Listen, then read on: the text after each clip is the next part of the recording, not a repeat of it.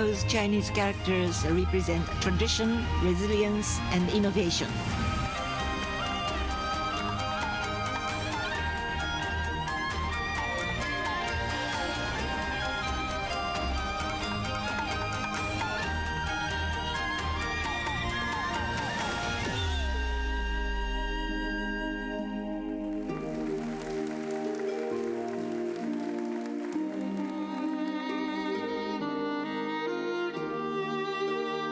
From left to the right, tradition, resilience, and innovation.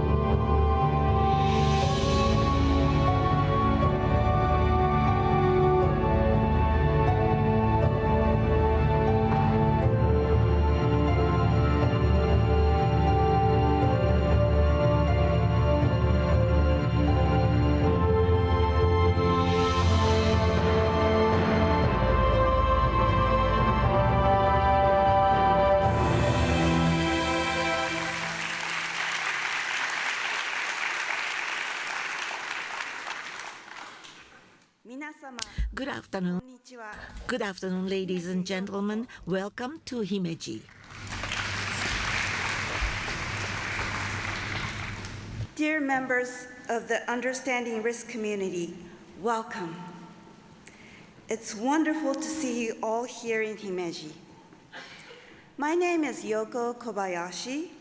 I'm Senior External Affairs Officer for Global Facility for Disaster Reduction and Recovery, or GFDRR. We are the Disaster Risk Management Unit of the World Bank, dedicated to helping low and middle-income countries build resilience to climate change and natural hazards. I'll be guiding you through a part of the ceremony today. I would like to start by thanking the Himeji Shodo kids for this wonderful piece of art, for their amazing calligraphy performance. These talented young artists are keeping the tradition of calligraphy alive and promoting youth development through art and culture. Thanks again for your inspiring performance.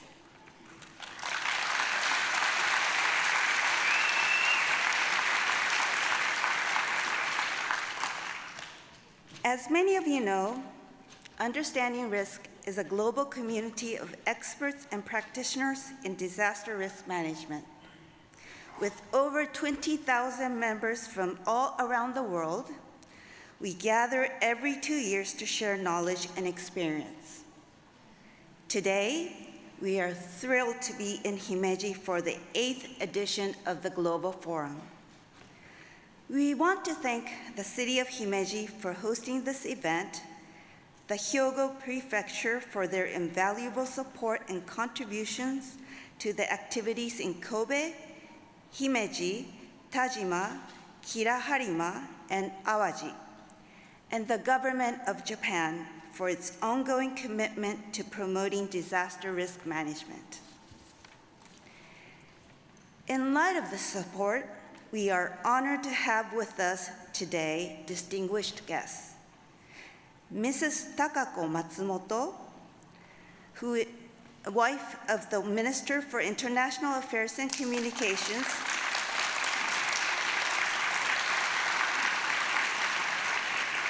the Honorable Takeaki Matsumoto, who is also serving as the chair of the Japan chapter of the Parliamentary Network on the World Bank, the Honorable Mitsuo Takahashi,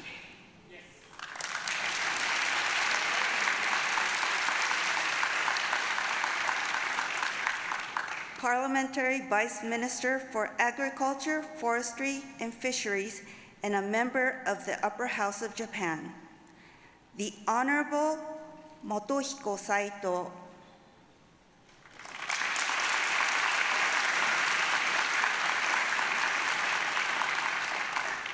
Governor of Prefecture of Hyogo, the Honorable Tomoaki Hamada,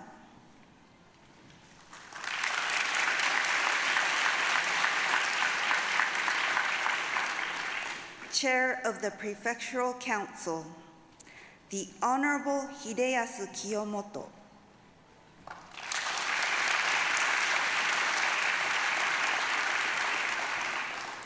Mayor of the City of Himeji, the Honorable Kazuya Miyashita,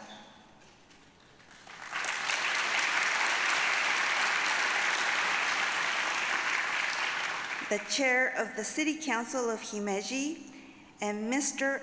Atsushi Mimura,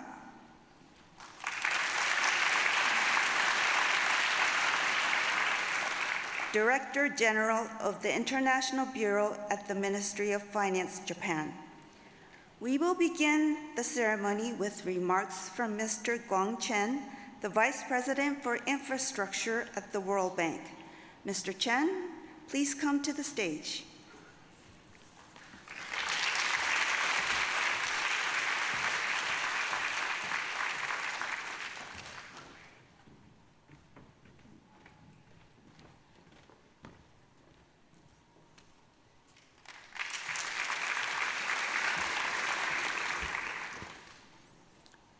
Honorable Minister Matsumoto, Governor of Hyoko Prefecture, Mr. Sato, Mayor of Himeji City, Mr. Kiyomoto, and Director General of Japan Ministry of Finance, Mr. Mimura, and distinguished guests, colleagues, partners from around the world, and also people from Himeji City and also Hyoko Prefecture. It is with great honor and profound enthusiasm I welcome you to the Understanding Risk 2024. This is a global forum in the historical city of Himeji, Japan. As we gather here amid the iconic backdrop of the Himeji Castle, this is a symbol of tradition, innovation, resilience. Those are the three characters that were spoken by our student choreographer just a moment ago. We really embark on an evolutionary trajectory towards pioneer solution for multifaceted challenges confronting our world today.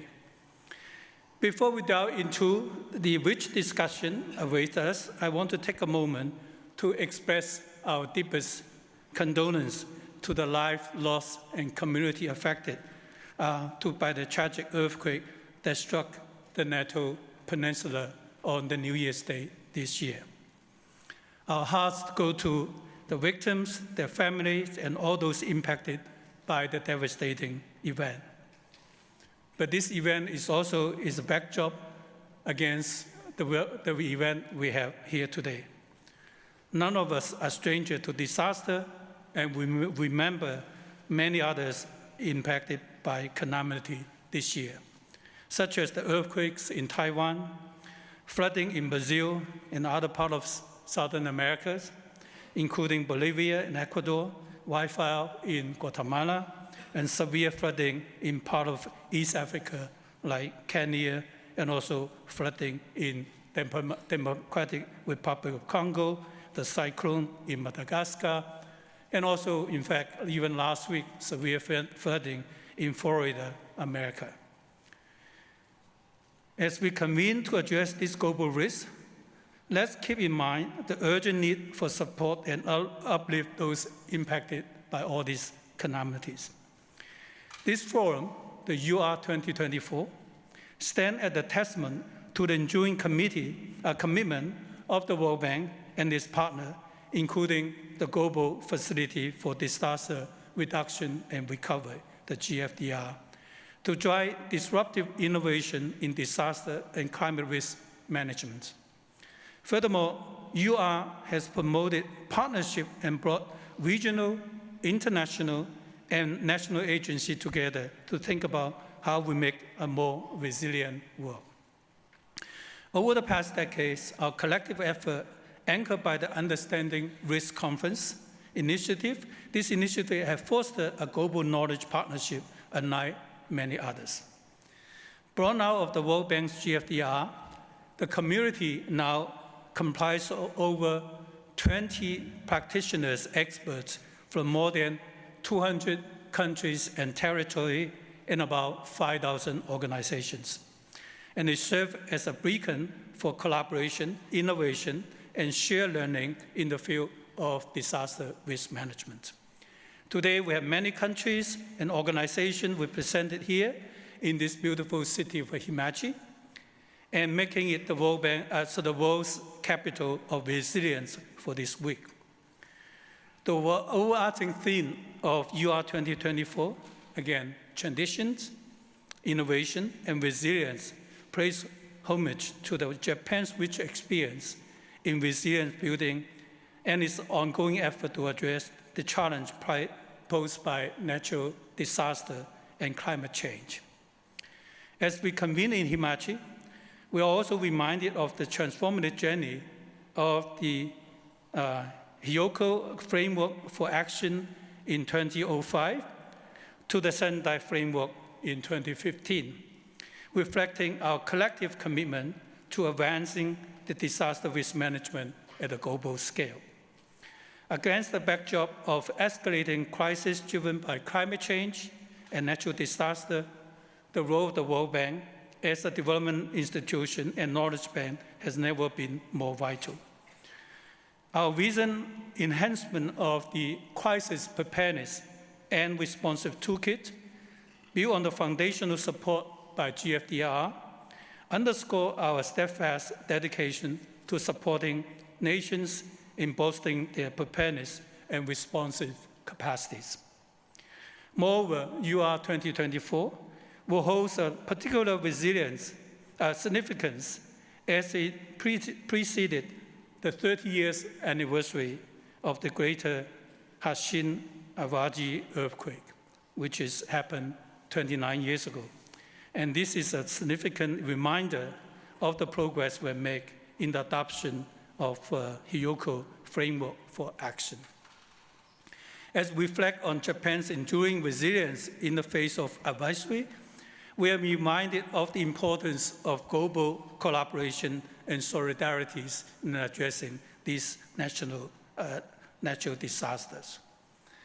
As the Vice President for Infrastructure at the World Bank, I cannot stress enough of the resilient infrastructure as a principle in all the works we do in the infrastructure building and all of the sustainabilities. Therefore, as we engage in the discussion and collaboration throughout these forums, let us also reaffirm our commitment to investing in resilient infrastructure as a cornerstone of disaster risk management and adaptation to climate change. I extend my deepest gratitude to our hosts, partners, and participants for their unwavering commitment to this noble cause. Together, we have the opportunity to catalyze transformative change as we manage disaster throughout the world. Also, throughout the deliberation in the coming days, let us also remain steadfast in our resolve to harness the power of innovation, strengthen our global partnership, and empower community through inclusive risk management in the global scales. So let's take this opportunity to connect with each other, take this agenda globally, and deepen our understanding of the way to manage disaster and also build our resilience throughout the world. And thank you much for your attention.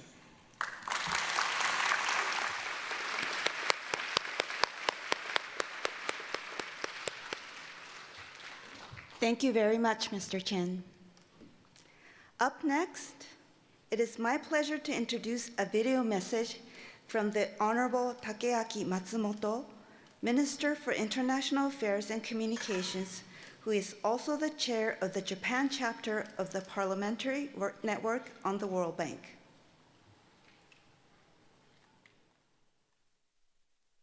皆様、こんにちは。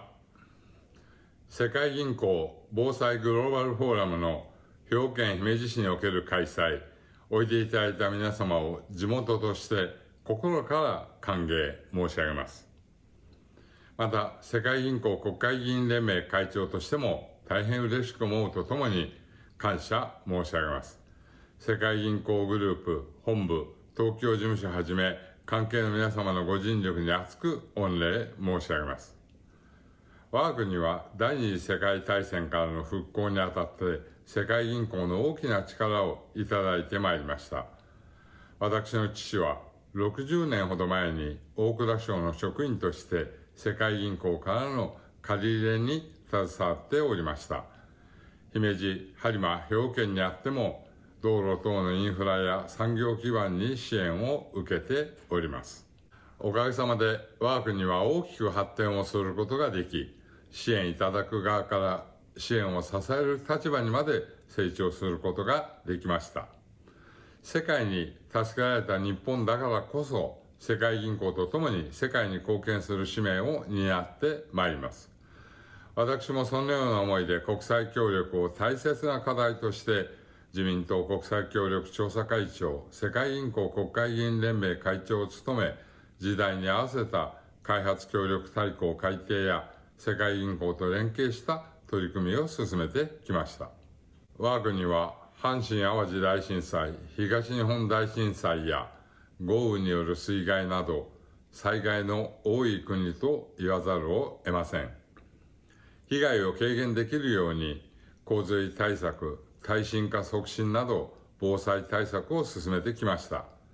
また、経験を生かして発災したら、国の全力を挙げて救命救急に当たる仕組みを創設したり、現場に駆けつける医療チームを編成したり、災害対応を強化してきて、本年の能登半島地震でも活躍してくれました。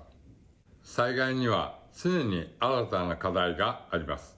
それだけに備えに関する教訓や情報の共有が防災・災害対応力を高めることにおいて大切だと考えております。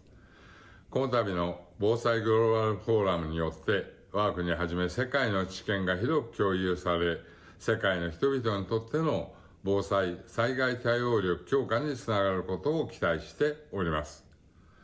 本フォーラムの成功によって生活しやすい地球上で貧困のない世界を作る世界銀行の夢が実現に近づくことを記念してご挨拶といたします。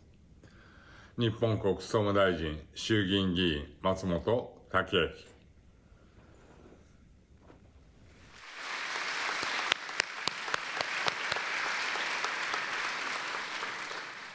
Thank you very much, Mr. Matsumoto. Minister Matsumoto, I'm sorry. I would now like to welcome the Governor Saito of Hyogo Prefecture to the stage.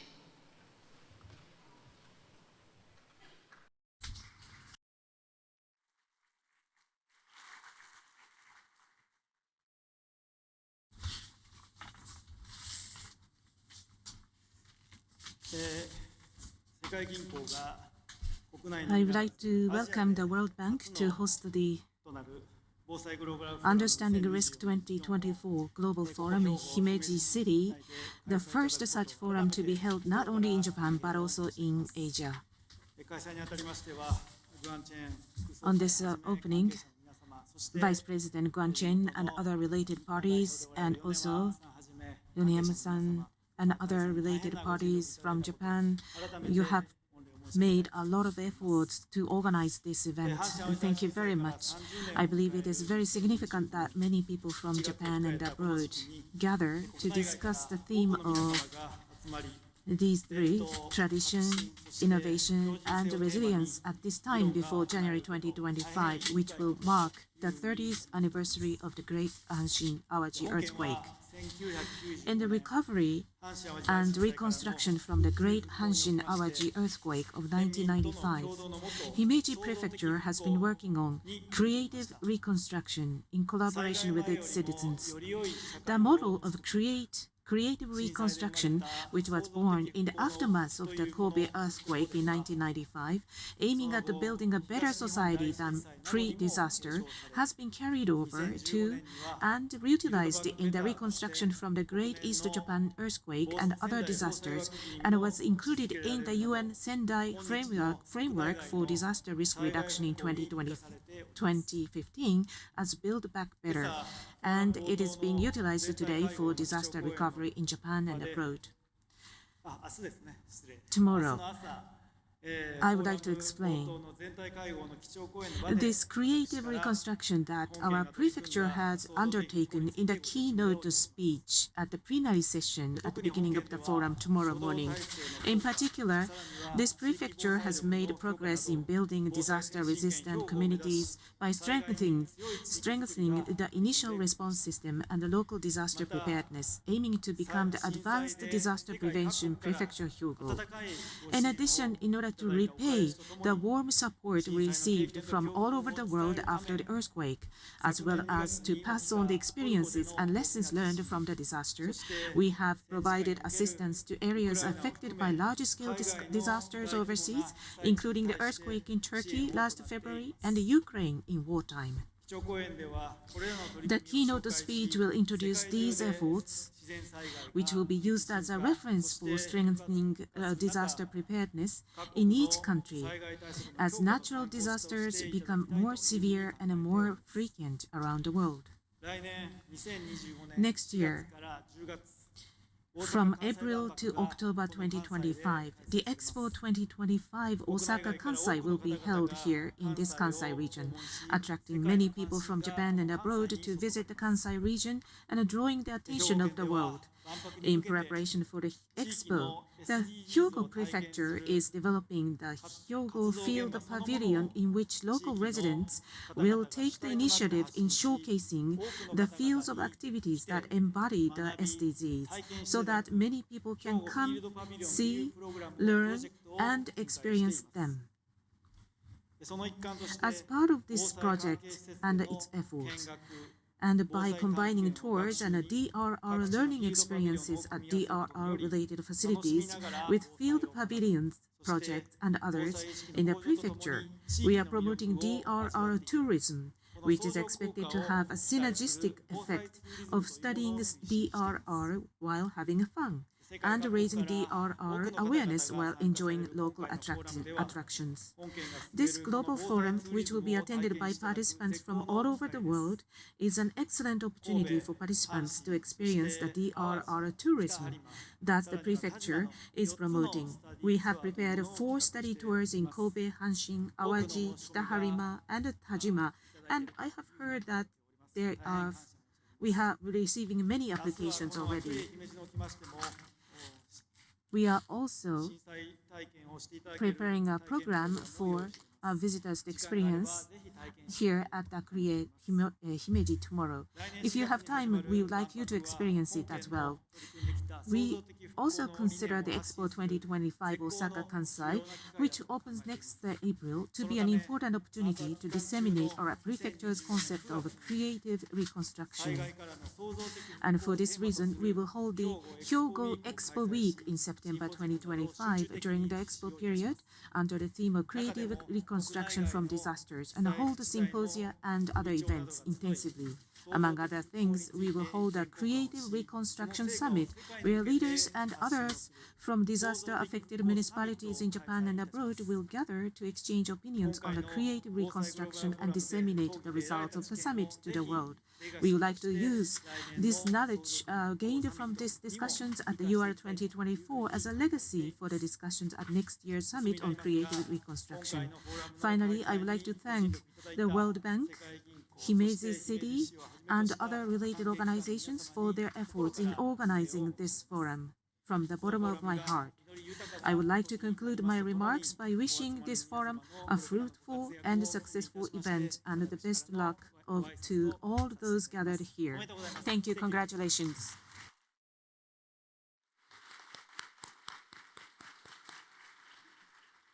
Thank you very much, Governor Saito. Up next, I would like to invite Mr. Mimura, the Director General of the International Bureau at the Ministry of Finance.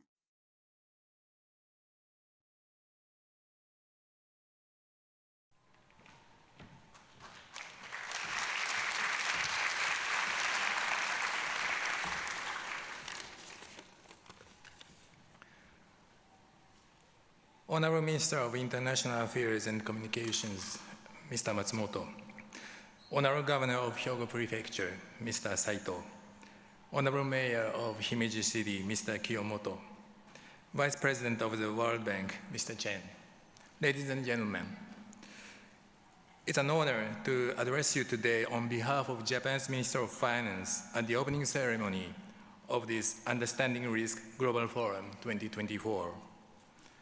First and foremost, I would like to express my heartfelt gratitude to the World Bank Tokyo Disaster Risk Management Hub under the Global Facility for Disaster Reduction and Recovery for their timeless efforts in making this forum possible.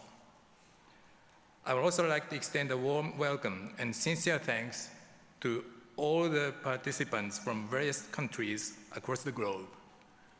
Moreover, I would like to convey our deepest appreciation for the city of Himeji, Hyogo Prefecture, and their residents, our gracious hosts for this forum. As disasters triggered by natural hazards are increasingly threatening both developed and developing economies, it is imperative that we strengthen our disaster risk reduction measures and work together to build more sustainable and resilient economies, societies. In 2023 alone, natural disasters affected 93 million people globally, resulting in $203 billion in economic losses. The impacts have been severe, especially in vulnerable regions. While climate-related disasters demand urgent attention, addressing non-climate-related disasters like earthquakes and tsunami are equally important. Japan has frequently experienced natural disasters, such as earthquakes, tsunami, and typhoons. Most recently, the Noto Peninsula earthquake occurred on January 1st of this year. Having this conference here in Himeji is no coincidence. The Great Hanshin-Awaji earthquake in 1995, which struck Hyogo Prefecture, resulted in the tragic loss of 6,434 lives. These disasters are stark reminders of our vulnerabilities. However, these tragedies also highlighted our resilience and ability for build back better.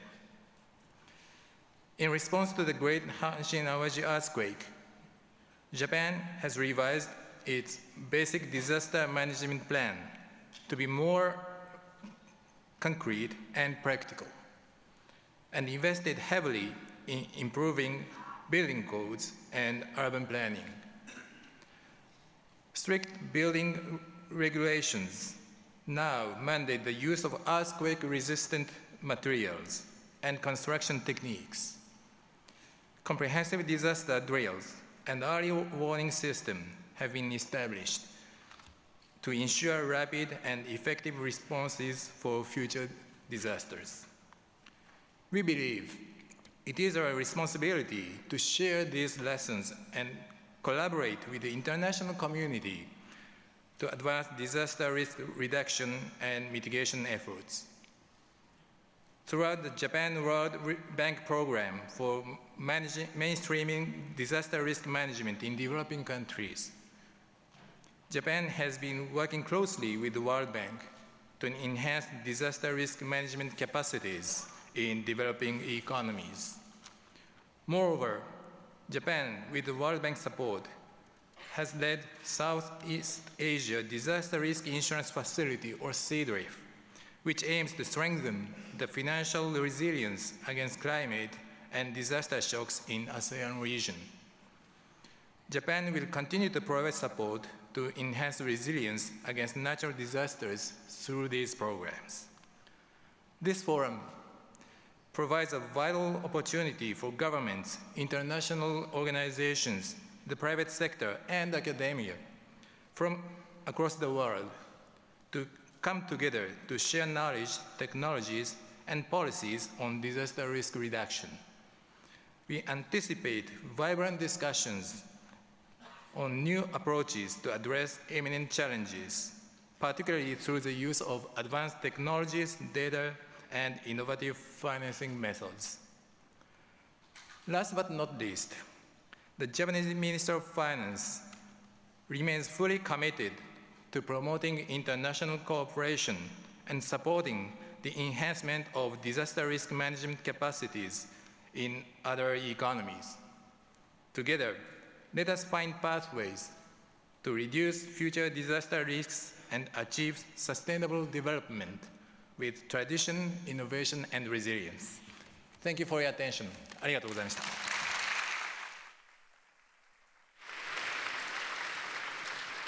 Thank you very much, Mr. Mimura. Up next, it is my pleasure to present a video address from the Honorable Hiroshi Hase, Governor of Ishikawa Prefecture.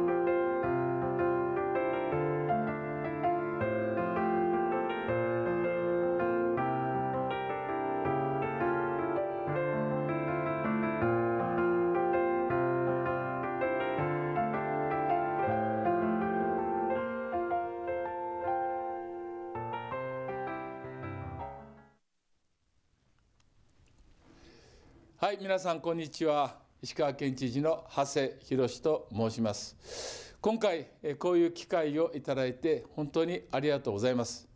世界銀行の防災グローバルフォーラム UR2024 ということだそうでありまして、改めてですね、我々防災にどういうふうな姿勢で臨んでいくかということが世界的な規模で問われていると思います。今年の元日、石川県能登半島が震源地でありまして、震度7の地震に直撃をされました。犠牲者の方が今260名、家屋の倒壊等がですね、8万棟を超えております。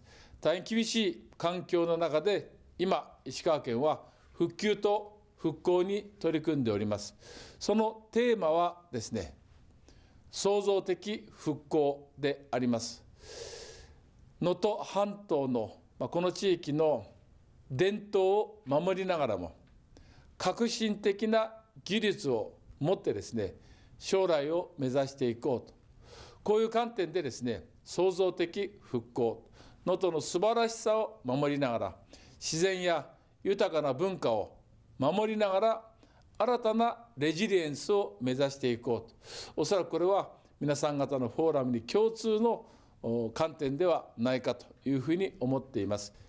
改めてこれまでの皆様のご支援に心から感謝申し上げたいと思いますし、引き続き息の長い、バックアップをお願いしたいと思っています。どうぞよろしくお願いいたします。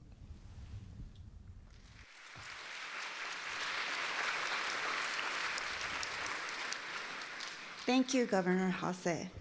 Next, we have an inspiring message from high school students from Miyagi, Okayama, and Hyogo prefectures.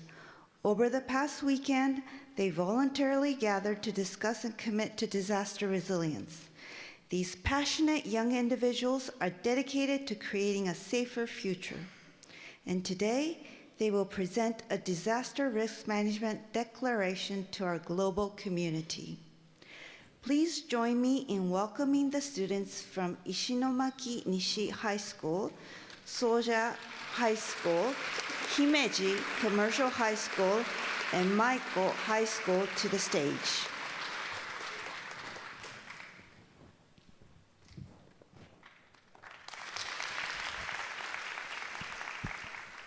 We are Maiko High School, Himeji Commercial High School, Soja High School, and Ishinomaki Nishi High School participating in the High School Disaster Prevention Summit. We will make 5 declarations. This year marks 29 years since the Great Hanshin Aoji earthquake. However, many people are not interested in that disaster, and the number of people who can talk about their experiences is decreasing. So it is very important to pass on the experiences of the earthquake to future generations. Hearing stories from people who were the same age as us at the time to make experiences more compelling allows to make the experiences our own. In the transition lines in Western Japan in 2018, one student at Soja High School was the catalyst that brought together 1,000 volunteers using Twitter. Taking a cue from that initiative, we too would like to use the internet to disseminate our disaster prevention efforts. We also thought it was important to learn about disaster prevention by actually visiting disaster-stricken areas, seeing and experiencing them with our own eyes. I don't think that disaster prevention can be learned in a fun way if it is all classroom learning and training. So I think it is better to learn through physical exercise and in the form of games. For example, there is a game called Catfish School. in which participants check behavior during a disaster. We will provide quality disaster prevention education from the perspective of the SDGs in order to reduce the number of people who fail to escape or suffer damage when disaster strikes. Since few people learn about disaster prevention professionally, we thought that learning about disaster prevention on a regular basis will make people feel closer to disaster prevention, and we will create a town where people can continue to live. We will promote a safe and secure city by making houses stronger and more earthquake resistant so that people can continue to live in them there even after a disaster. By participating in local festivals and evacuation drills, you can get to know people in town and see things from the perspective of various generations. Based on the above, we will realize 5 declarations to create a society where no one will be left behind.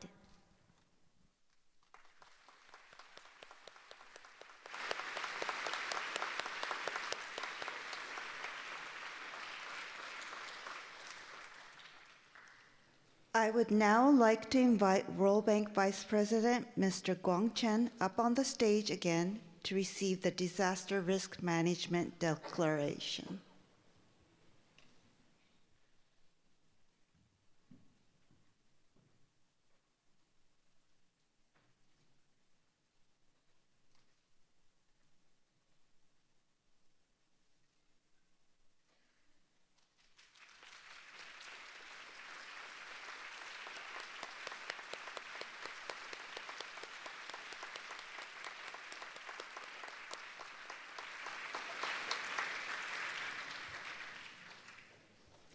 Thank you to the students and Mr. Chen.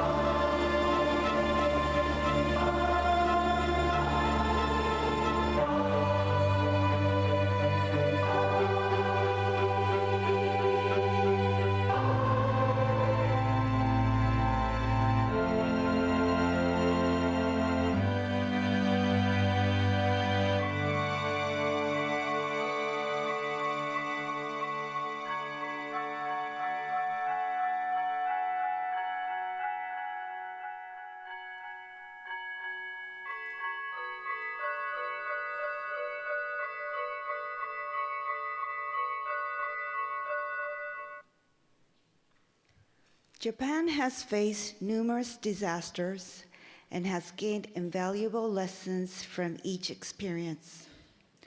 Over the decades, it has cultivated a culture of preparedness and resilience. A prime example of this tradition, innovation, and resilience is our special keynote speaker. He is a Japanese architect whose work is recognized internationally, and his commitment to humanitarian designs and activist work is equally distinguished. He's the founder of the Voluntary Architects Network, an organization devoted to providing assistance in disaster-hit areas through architecture and provision of temporary structures. He has pioneered initiatives aimed at improving the livelihoods of individuals impacted by disasters both in Japan and across the globe.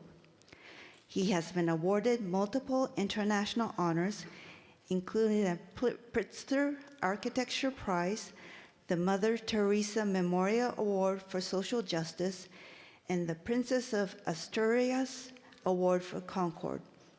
Please join me in welcoming our very special keynote speaker, Mr. Shigeru Ban.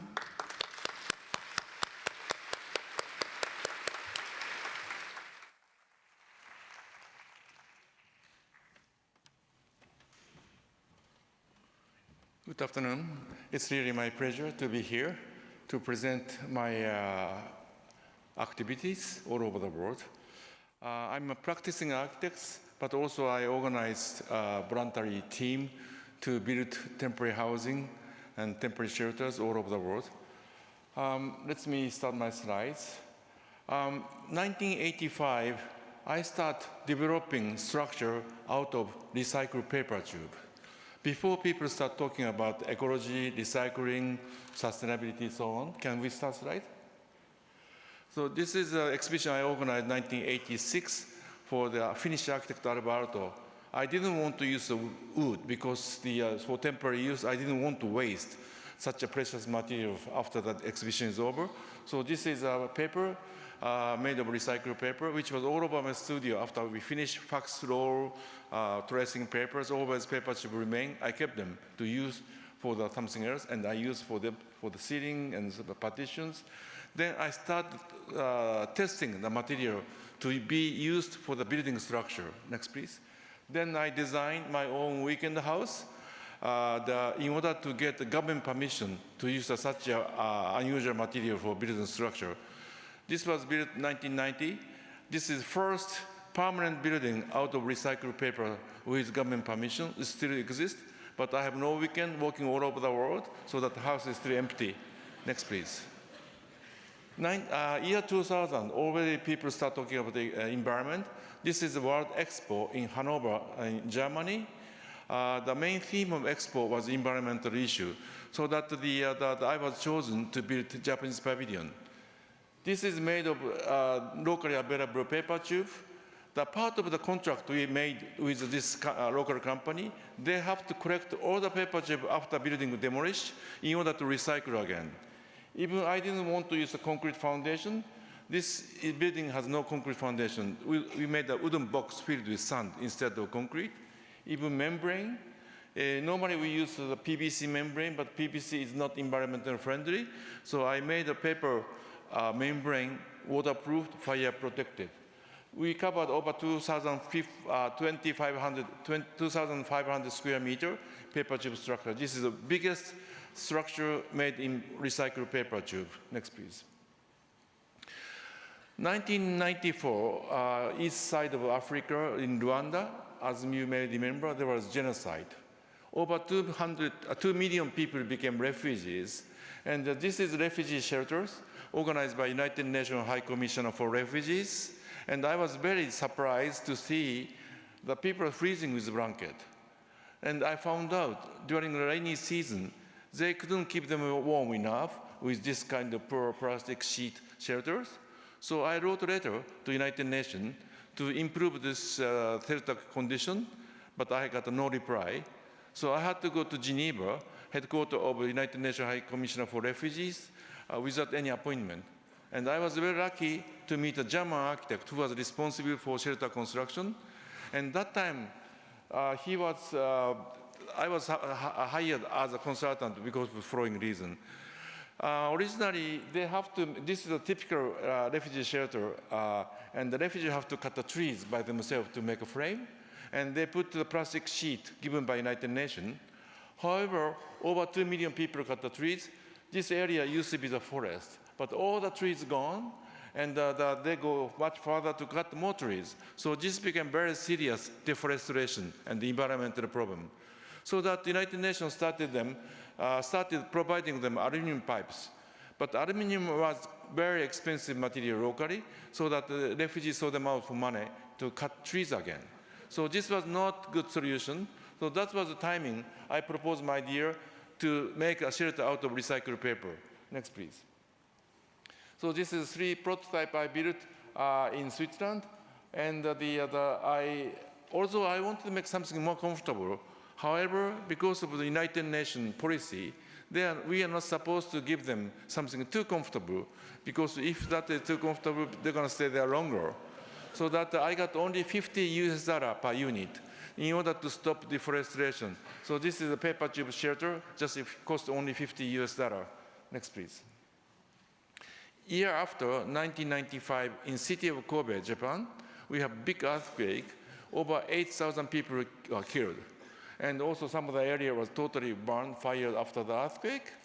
I knew there was many Vietnamese refugees gathering at the Catholic Church, and I thought that they are having more difficult time than normal Japanese victims. So I went there to look for them, and finally I found the Catholic Church. All the building was gone by destroyed by earthquake and the fire after the earthquake. And they are having morning service around the fire. And I proposed to the priest after the morning service, why don't we rebuild the temporary church out of paper tube structure? He thought I'm crazy, proposing making building out of paper after the fire, but I didn't want to give up. Next, please. Every Sunday, I took a first train to Kobe, and I got to know the Vietnamese people. They are living in the park with plastic sheet, like this kind of condition. In fine days, inside of the house that shelter become over 40 degrees. In rainy days, all the floors get wet. And although that the government started making temporary housing, but Kobe is very congested, so that most of the houses, all of the houses was built outside of the city. But these Vietnamese people has only job in particular area and particular factory. If they move out from the city, they're going to lose their job. So that they want to keep living here, even such a condition. However, Japanese neighbor people try to kick them out because they are afraid this park is becoming like a slum. But they have no place to go. So that I got my student to build temporary houses with paper tube and only 10 centimeter diameter. Wall thickness is only 4 millimeter. And we are not supposed to use any permanent material concrete. So we made a foundation out of beer crates. That time, the 2 major Japanese beer company, Kirin and Asahi, was competing because Asahi make a plastic beer crate red, which doesn't go with the color of the paper. So I asked Kirin to donate, and we are very disappointed. They donated, we thought that they donated beer inside the beer crate, but it's totally empty. We work with engineer to put a sandbag in order to prevent for the strong wind. This is inside, people are living there for 4 years. Next, please. Then please trusted me to make a temporary house, temporary church. So this is only 10 meter by 15 meter. Everything made with paper tube, made by a student. This was the first morning service under the roof. And he thought that we can use only for a few years, but it was there for 10 years. Because this became symbol of the reconstruction of the Kobe, and having not only religious service, but many public services, wedding, and concert, and movie, and so on. So this was 10 years that they decided to redesign something bigger. I was very lucky to design, but also there was big earthquake in Taiwan. Next, please. And we disassemble them, send over to Taiwan, assemble again with the volunteer people. And this became permanent church and community center in Taiwan. And then I wonder, what is the definition of the temporary structure? What is the definition of the permanent structure? As you can recognize, in many big cities, there is many building in concrete made by developer, but the other developer buy the land, destroy the existing building to put new one. So even the building in concrete, if building was made to make money, they are very temporary. But even building made in paper with student, if people love it, this can be permanent. This still exists in Taiwan. So this became permanent structure. Next, please. 1999 in Turkey, they had big earthquake. I was asked to make temporary houses. Everything is locally available. Even paper tube and bear crate were totally donated free of charge with local manufacturer. And this is my favorite church. Children help us to put the waste paper inside of the paper tube to make more insulated. And this is how we built with local students. Next, please. Year 2001, west side of India, there was a big earthquake. I was there again to make a temporary housing. Everything available except the beer crates, because nobody drink beer in this area. My local Indian architects proposed me to use a red Coca-Cola crate, but I thought that is out of context. So we made a traditional mud floor and foundation. Some of them are used as a house, some of them are used as a school. This is a photo I received last year from my local architect. This is still there, used as a local clinic. Next, please. 2008, 2 months before Beijing Olympic, they had a big earthquake, over 80,000 people killed in Sichuan district city called Chengdu. And I started preparing temporary housing, but local government didn't want any foreigner to make temporary houses. But instead, I was asked by the local elementary school master to make the temporary classrooms.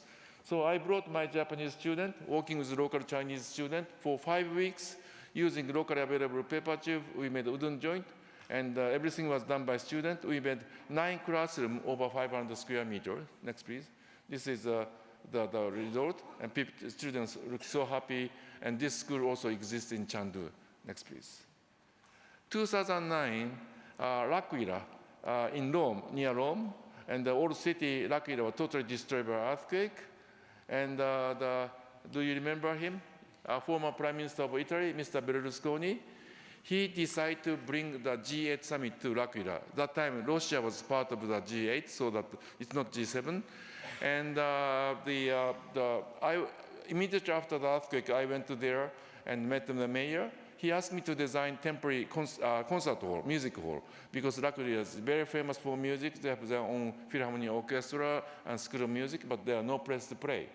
So, and then I got a phone call from the ambassador of Japan in Rome, and he wanted to help for fundraising.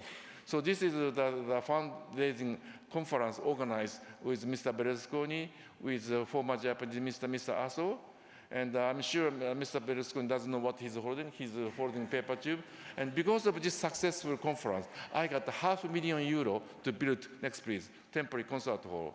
Again, I didn't want to use the concrete, but it has to be very well acoustically insulated.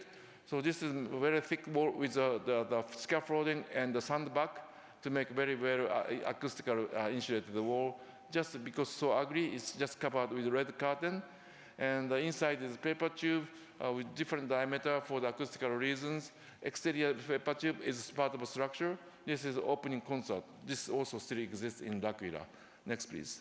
Year after, 2010, Haiti, in the small island in Caribbean Ocean. Left half is Haiti, right half is the Dominican Republic. Because all the airport was closed in Port-au-Prince of Haiti, I had to fly over Santo Domingo, capital of the Dominican Republic, drove up 7 hours finding out the situation like this. And I couldn't find any material, and so that I made a team with a student in Santo Domingo and prepared the paper tube shelter to brought over to train local people to build by themselves. Next, please. Year after, north of Japan, the so-called Fukushima earthquake and tsunami nuclear problem. And sorry, this is one before. This is 2004 in Niigata. When I saw that the evacuation facility in Kobe, I knew there's no privacy between family in evacuation facilities. And I thought the privacy is very important. So 2004, in Niigata, I started making the kind of the shelter to give the privacy to each family. But the local authority who organized the evacuation facilities, they said that there's no example, and it's easier to control people without any shelter. So only few were accepted as a kind of changing room, but it was not accepted. But I didn't give up. Next, please. So this is a photo of 2011, and Fukushima and the Tohoku area. Again, people stay there without any privacy. So this school was organized by physics teacher because all the mayor and the city official was killed by the tsunami. And he was so happy to make the 500 family unit with us in 1 week. So this is just small paper. Actually, you can visit the same partition was used for exhibition outside of this hall. Small diameter just inserted, hanging the fabric with a safety pin. And we visited 80 facilities, and the first 30, they rejected it. Finally, we made 2,000 units in 3 months. And this photo taken 2020, after pandemic. Because of the pandemic, the doctor told us that having this partition is very good to spreading COVID viruses. So that finally, after I spent 15 years, the Japanese government accepted this as a standard partition system for the evacuation facilities. Next, please. So after they spend 4 months, they can move to the temporary houses made by government. This is one. This is a typical one. Because of privacy, they cannot open the window. Inside is like this. And leaking, and also many areas in Tohoku was fluidized. The land was totally destroyed, and they didn't have. I expected some area doesn't have enough flat area to build government standard single-story housing. So immediately after, I designed the 3-story temporary house out of shipping container, stacked on top of each other as a checkerboard pattern. And next, please. And the city called Onagawa, they have only one baseball ground for 190 units, which was not enough for a single story, so they accepted it. And the non-concrete foundation, just steel plate, stacking the container as a checkerboard pattern. Inside is like this. And the size of the house is exactly government standard. Also, the building cost is also exactly the same as the government standard. Still, it's very comfortable, but I created a new problem because normally they can stay there only for 4 years, but nobody wants to move out. So that they have to keep for 8 years because they were really feel comfortable staying here. Next, please. Few weeks before the earthquake in Japan, there is a big earthquake in Christchurch in New Zealand. And this is the most important cathedral in Christchurch. It was totally destroyed. And also the 28 Japanese students were killed after this earthquake. And I got the email from the priest. He said, you must be the architect who can design temporary church without any fee.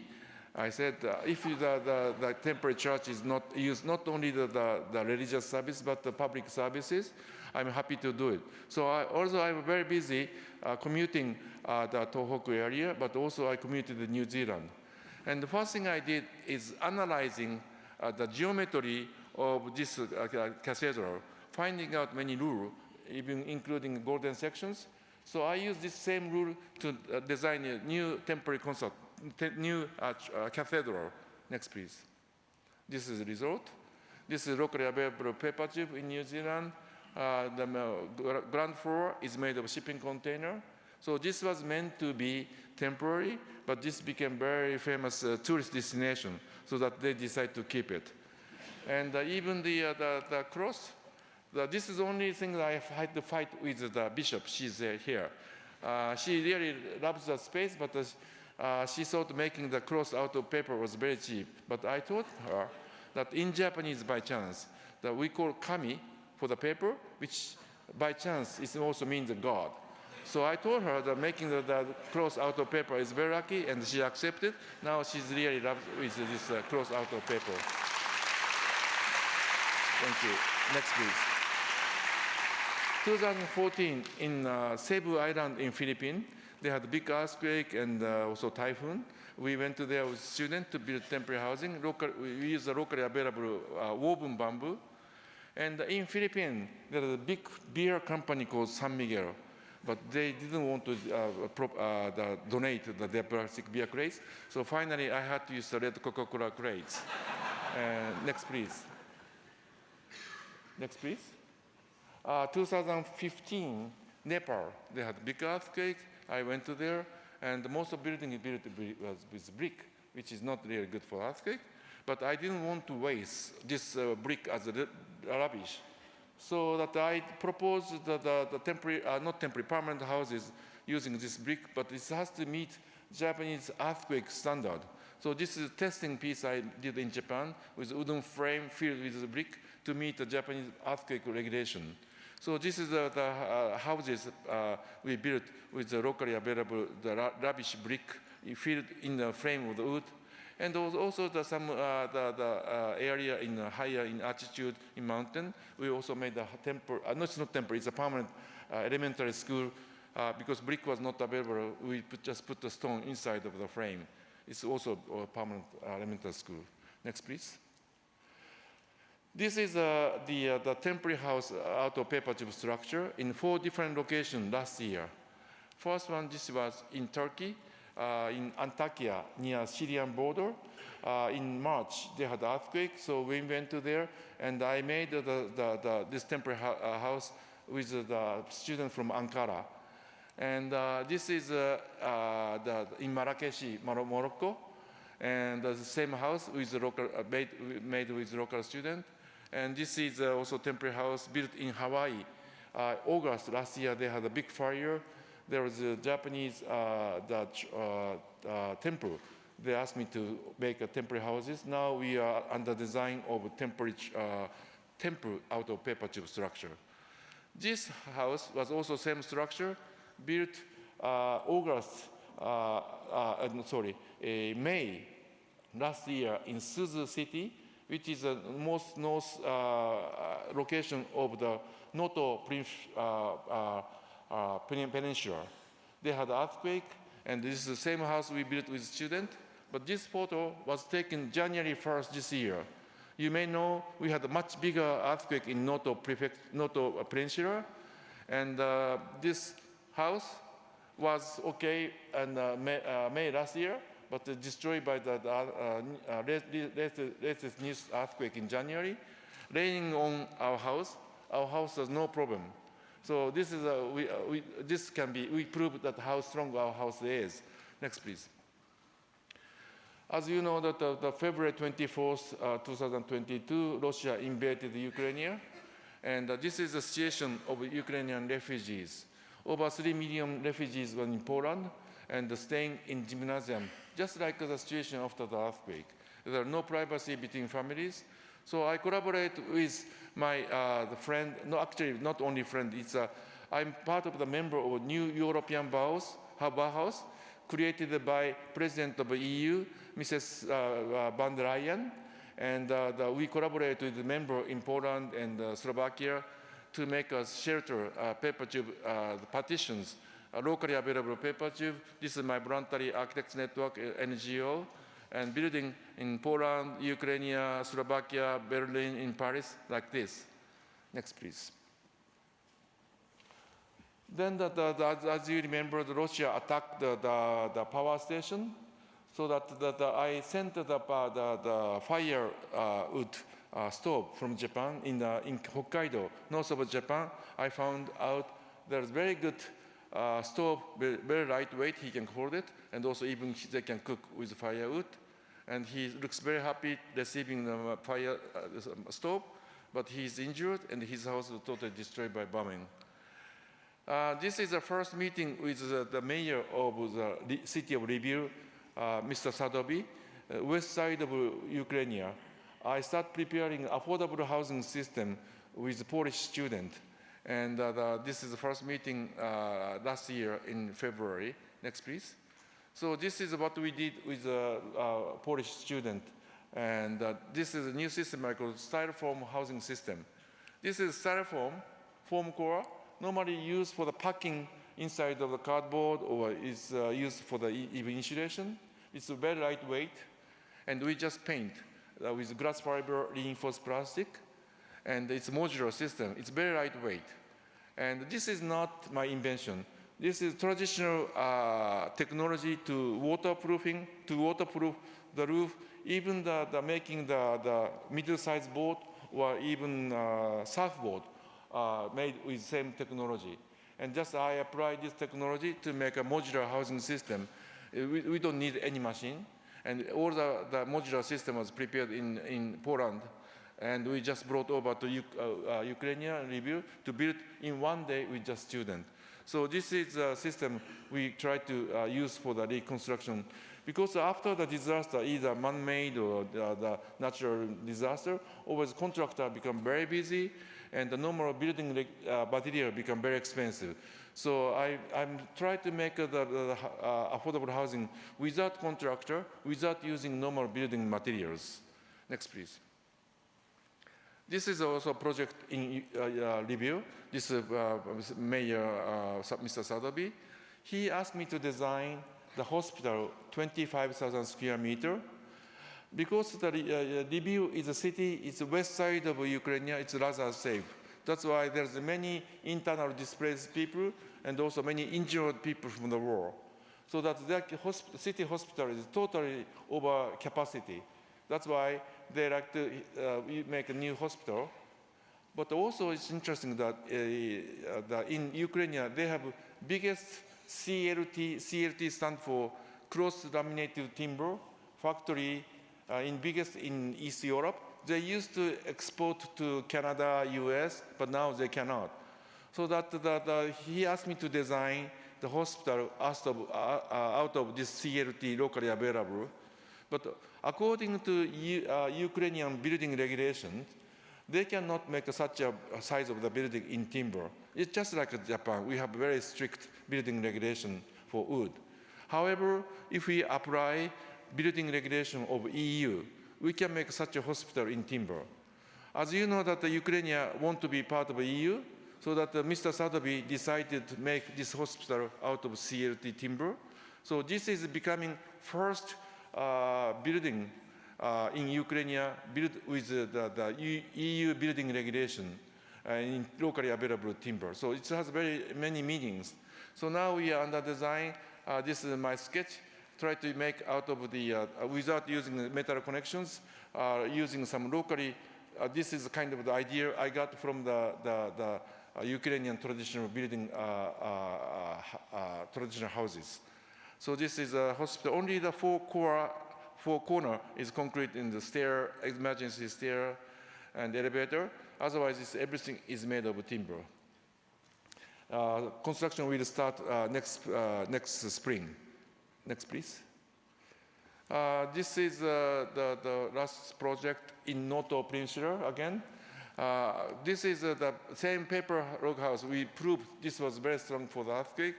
Now, in Noto area, in Wajima lacquer craftsman and Suzu pottery craftsman, they have no place to work. So we are building the temporary, but this can be permanent, the studio for those artists. This lady, she's not an artist, but she was living in the greenhouse for a few months. But it was so cold in that area, so that we got donation to make the house for her.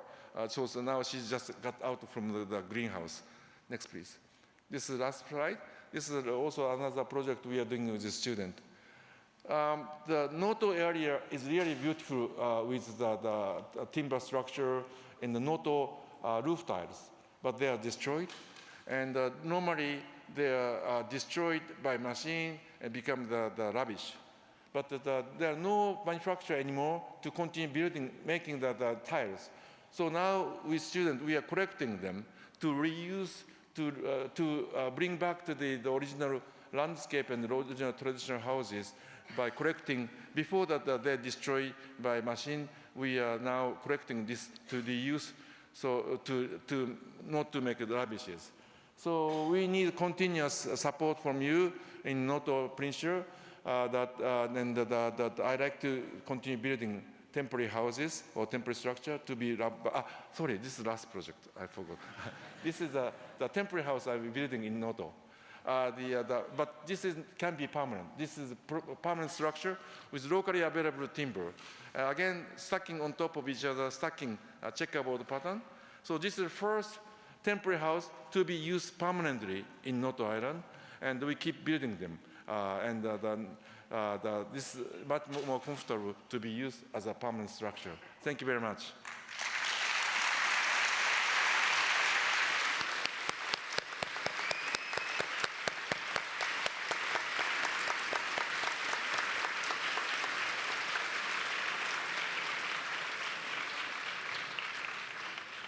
Thank you very much, Mr. Bon.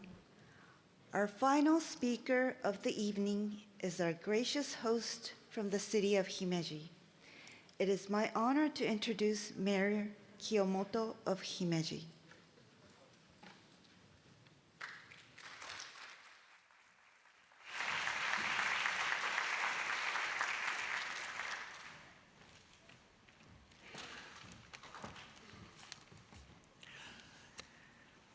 Welcome everyone to Himeji. On behalf of the people of the city of Himeji, I would like to extend my very warm welcome to all of you and express my heartfelt joy in opening Understanding this Global Forum 2024, UR 2024, here in Himeji.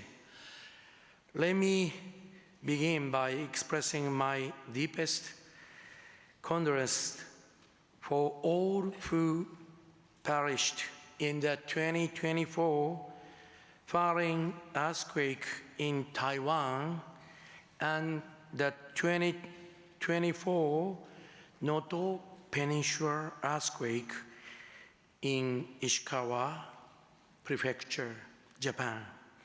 And my wishes for full and rapid recovery for all who suffered injury or loss in those disasters. UR 2024 brings together representatives of governments and NGOs and corporations, as well as specialists involved in disaster risk management around the world. I appreciate the profound significance of this conference, and their discussions will be held here to deepen understanding of the risk of natural disasters and grapple with issues related to reduce that risk. The main venue for UR 2024 here at Kurie, Himeji, is a large-scale multifunctional facility that opened in September 2021 to serve as a hub for promotion of culture, the arts, and MICE in Himeji. We in Himeji are deeply honored that this complex was selected as the venue of host UR 2024. The English words life has three meanings: lives, way of living, and lifetimes. Himeji advances a policy of protecting and supporting the lives, way of living, and longevity of people of Himeji, as well as stimulating the variety of the community. Next year, 2025, Himeji commemorated the 30th anniversary of Great Hanshin Awaji earthquake. At that same time, the more recent Noto Peninsula earthquake reminds us once again of the importance of preventing for and mitigating the effect of disaster, a vital theme for protecting people's lives, way of living, and longevity. I expect that through the lively and crisis discussion of the importance of disaster risk management and crisis management across regional and national borders. UR 2024 will light the way to making individuals and society resilient in the face of disaster, natural and otherwise. In closing, I pray that this conference will bear fruit in ways that are meaningful for all attendants, and I wish you wonderful stay in Himeji, and thank you very much indeed. Thank you.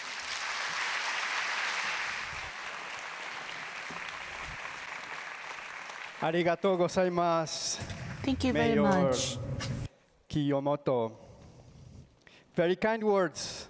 And we are really, really thankful for you and the city of Himeji for hosting Understanding Risk Global Forum this year. My name is Joaquin Toro. I'm one of the organizers of Understanding Risk. And before you start laughing, Toro means fatty tuna. Well, Toro is delicious. I want to also say many thanks to the Hyogo Prefecture. If you notice, Understanding Risk Hyogo Plus, you wonder what's the plus. It's not a typo. I know I made mistakes all the time, but it's not a typo. It is in appreciation for the help that the Hyogo Prefecture has given us, and we will have a lot of activities around the Hyogo Prefecture. All of them are booked. It's a big success. We are going to have some visits to Awaji, where the fault is, Kobe, and other cities. In 2025, the Hyogo Prefecture will start celebrating, as you heard before by the representative of Hyogo, the 30th anniversary of the earthquake in Kobe. And this, we're grateful for having this event here in the Hyogo Prefecture as a prelude of all the commemorations for that event. But I would like to thank the partners, the presenters, and especially you that reached Himeji after several hours. Without you, this event will not happen. You are the community. You make this happen. Thank you. Gracias. Merci beaucoup. Dankeschön. Arigatou gozaimasu.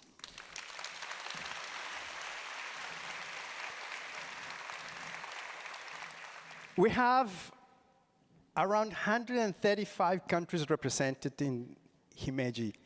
All of you are coming from a variety of corners of the world.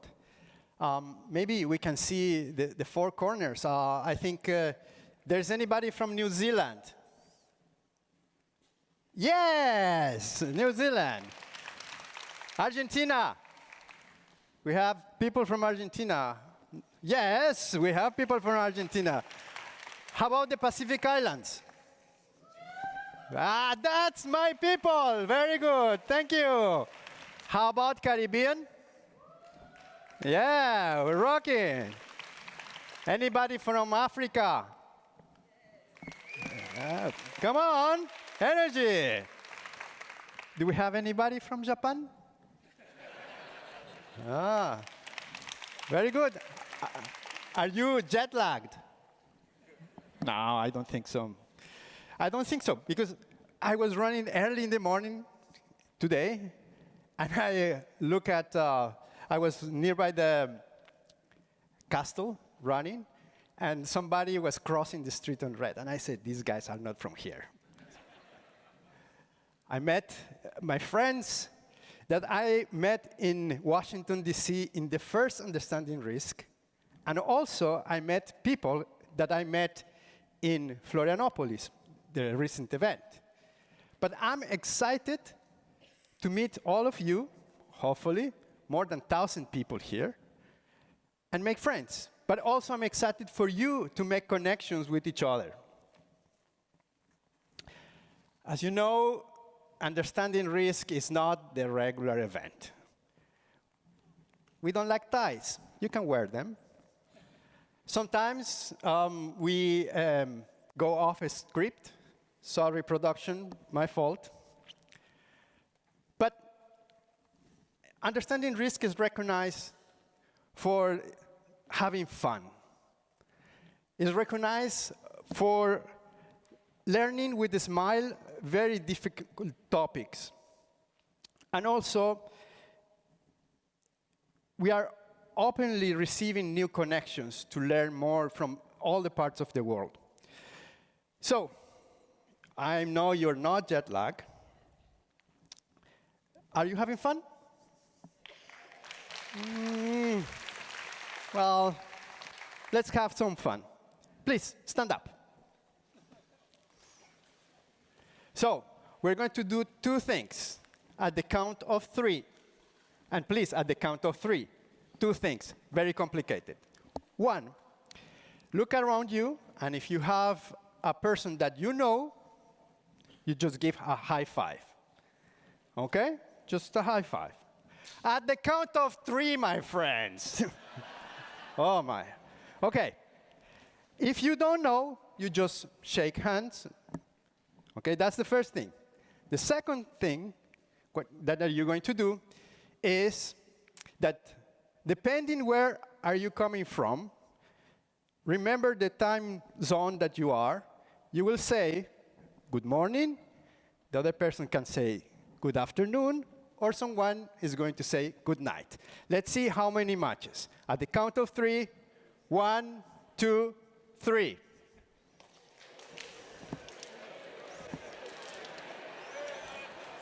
Yeah. Good morning. Good afternoon.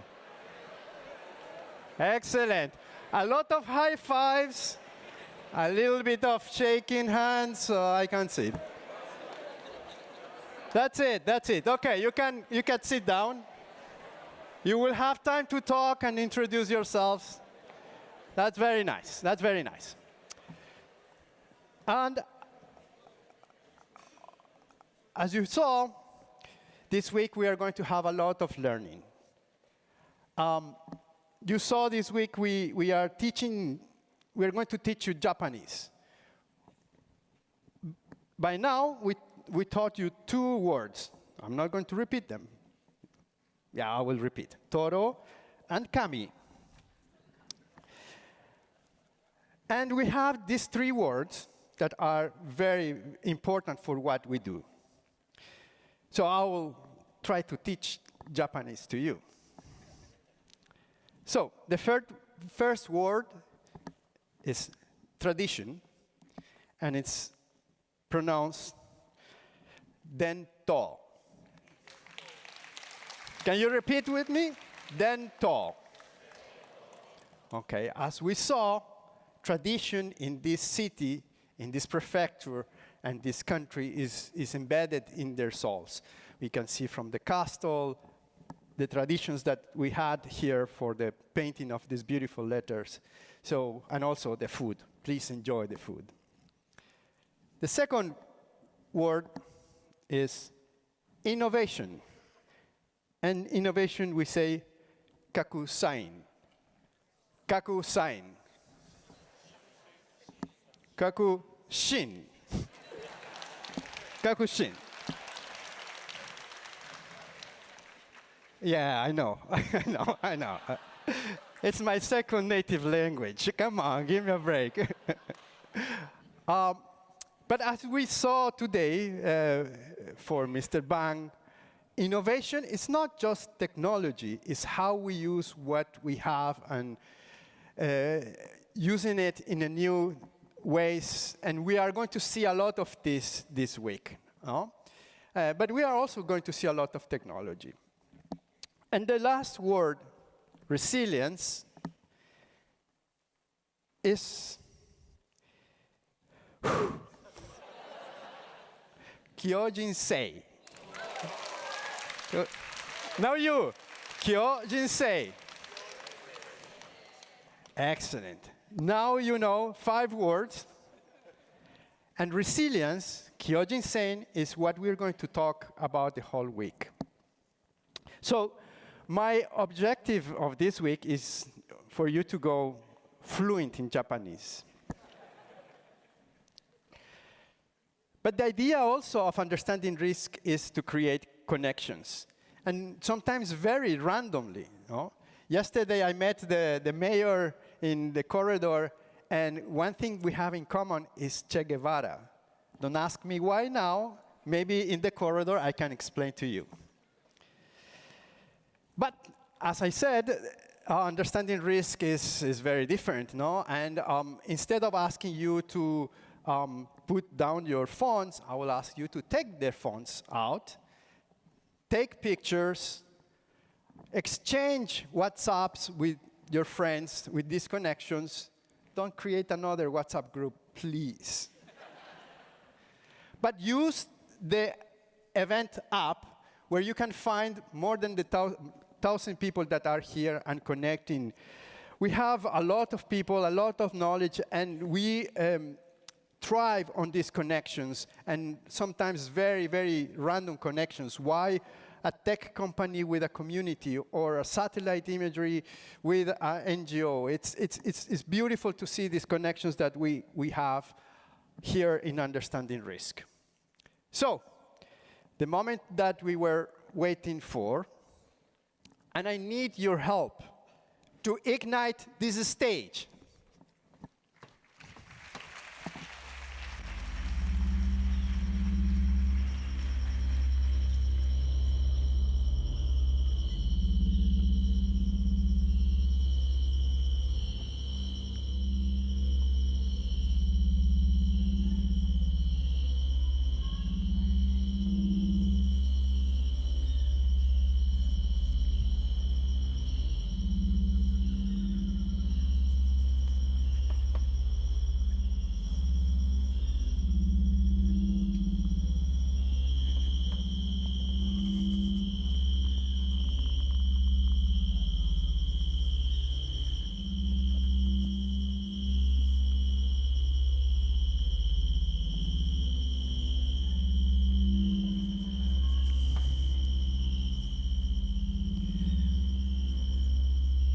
Ignites.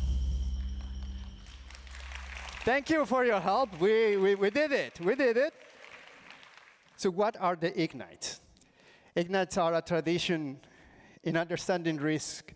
We try to compress everything that we're going to see in a week in a very, very few minutes.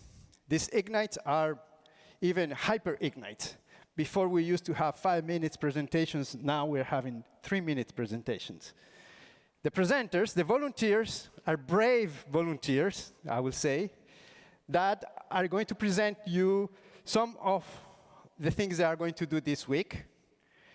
3-minute presentation, 12 slides that run automatically. They don't have control of what's happening in the back. So let's wish them luck, and let's start with the first ignite.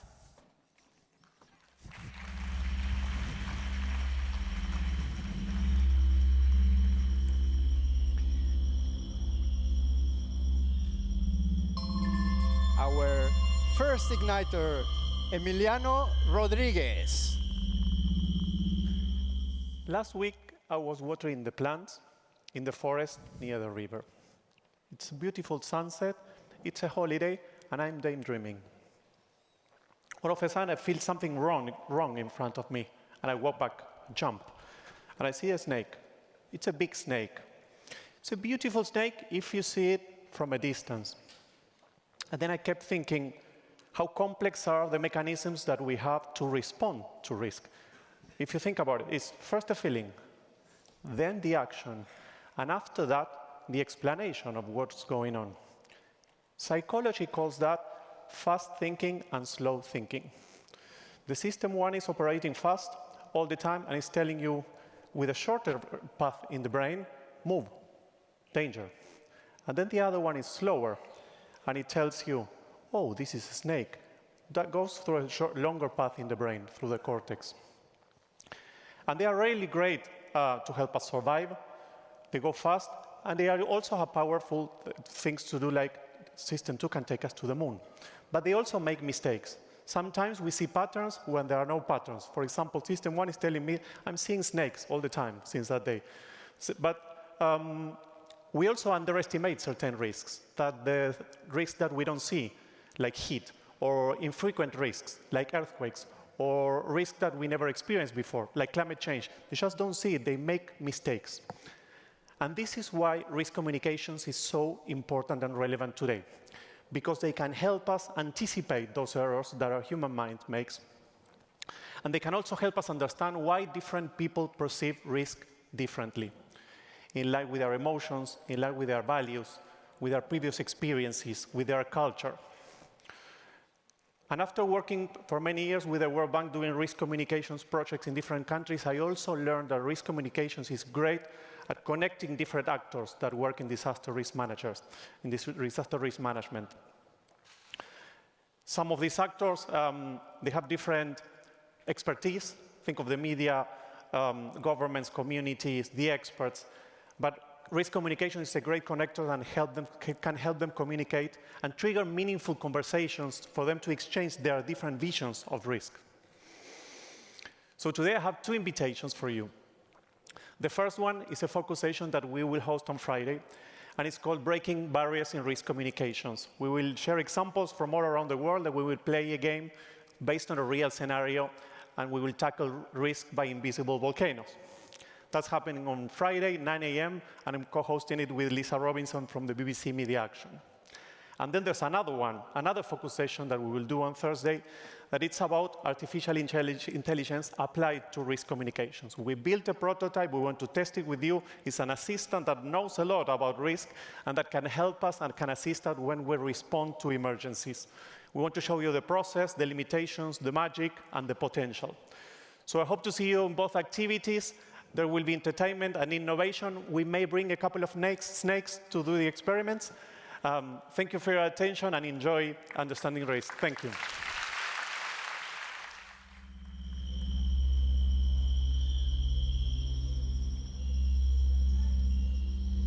Next igniter,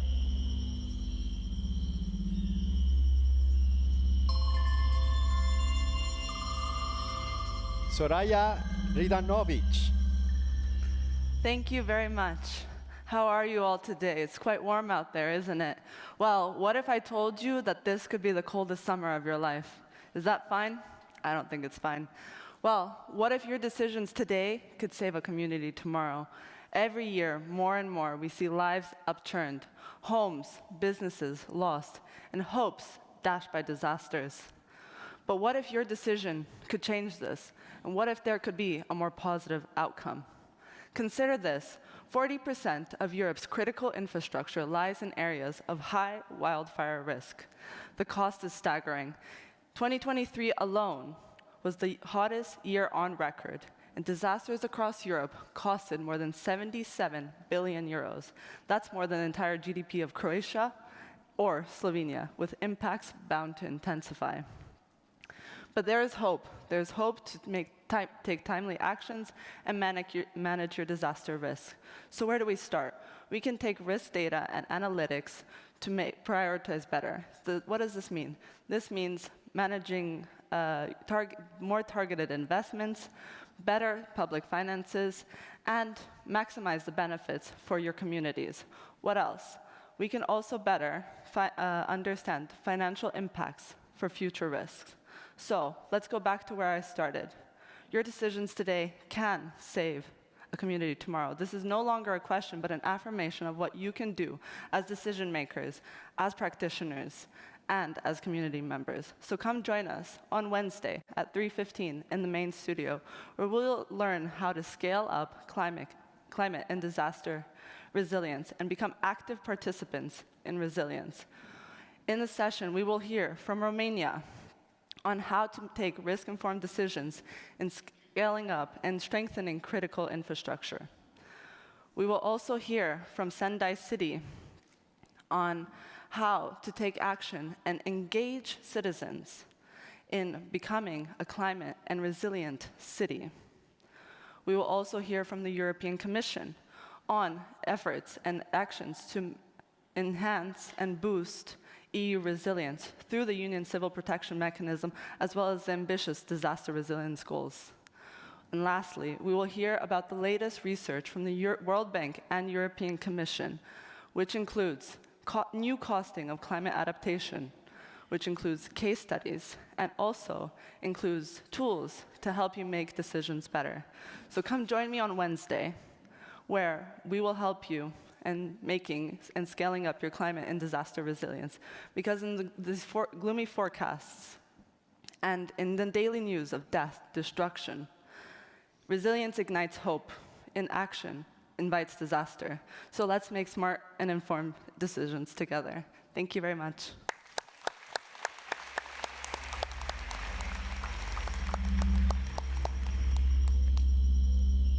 Next igniter.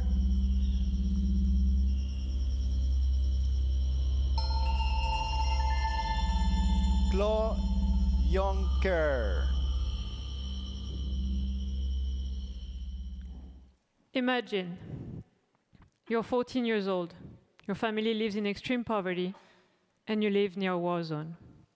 When suddenly, sirens break out. You don't know what to do.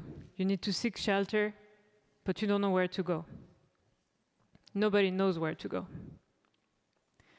By 2030, 2/3 of the people living in extreme poverty will also be living in a country affected by conflict, fragility, and violence.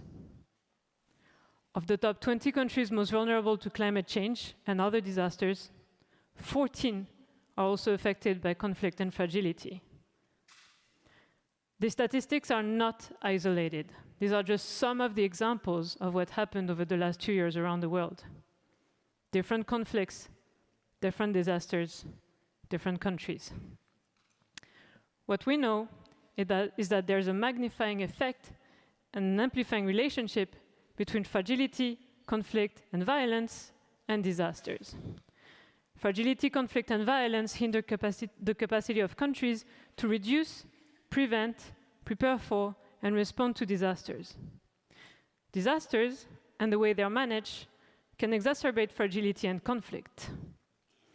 At GFDR, we believe it is possible to support conditions for disaster risk reduction, de-escalation of conflict, and addressing the underlying roots of fragility and violence. We work on mainstreaming DRM in FCV settings. We create tools and activities for DRM that are FCV sensitive, and we push the knowledge agenda on these issues. We do that by focusing on what we don't know. Have you ever wondered if there's a quantifiable difference in disaster impacts in conflicts versus non-conflict settings? We've researched that question. We've also looked into the impact channels behind these differences. And we've looked into the recovery of households. Do households recover better in non-conflict areas than conflict areas? To find out more, you can join us at our sessions. But let's go back to our little girl. Her village was hit by a devastating flood. They lost everything. Had she been living in an area not affected by conflict, it would take her 5 years to get back the life that she used to have before. But it will take her 20 years, And this is just one of our findings. To learn more, you can come tomorrow to our technical session at 11:30 in the Millennium Hall. You can come to our Focus Day on Thursday, room 408. You can learn more online at our online course. And of course, you can find us at the GFDR booth in the exhibition hall. Thank you.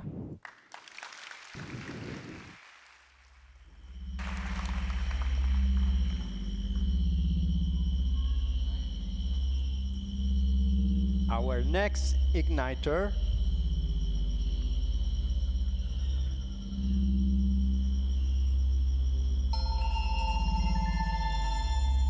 Asuka Takayama. Konbanwa. As you are aware, the disasters are unpredictable. Let me introduce how we can minimize the damage through Mapbox modern technology. At Mapbox, the location is the core of everything we do. Decision makers utilize location information and special knowledges for various decision-making processes. At Mapbox, empower the 45,000 apps, 700 million MAU for 4 million developers. But we do not start here. When Mapbox started in Afghanistan, Cambodia, and Haiti, and United States, we found how the data and maps are important for bringing the lights on the hazard. And Mapbox today is still committed for the social and environmental responsibility. So stay tuned for disasters preparedness examples. So the Mapbox is actually used for interactive web maps, can amplify for sharing the crucial information. And this, like an evacuation area map, even you are unfamiliar area, you can find the evacuation center from 10 to 30 minutes.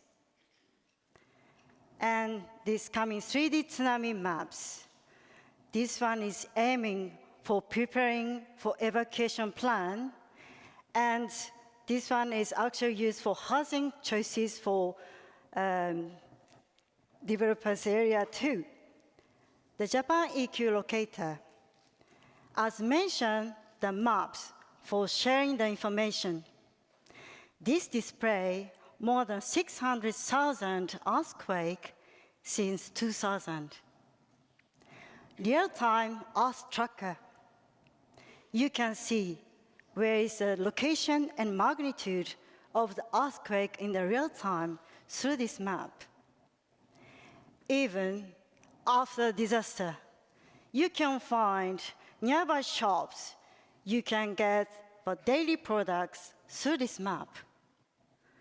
So think about how you can use this technology for your committee or your organization. Take an action, and please come to join our session, room 407, on 19th of June from 12:30, and visit our booth at S9.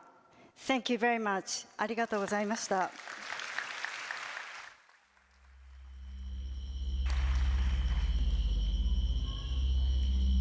Next igniter,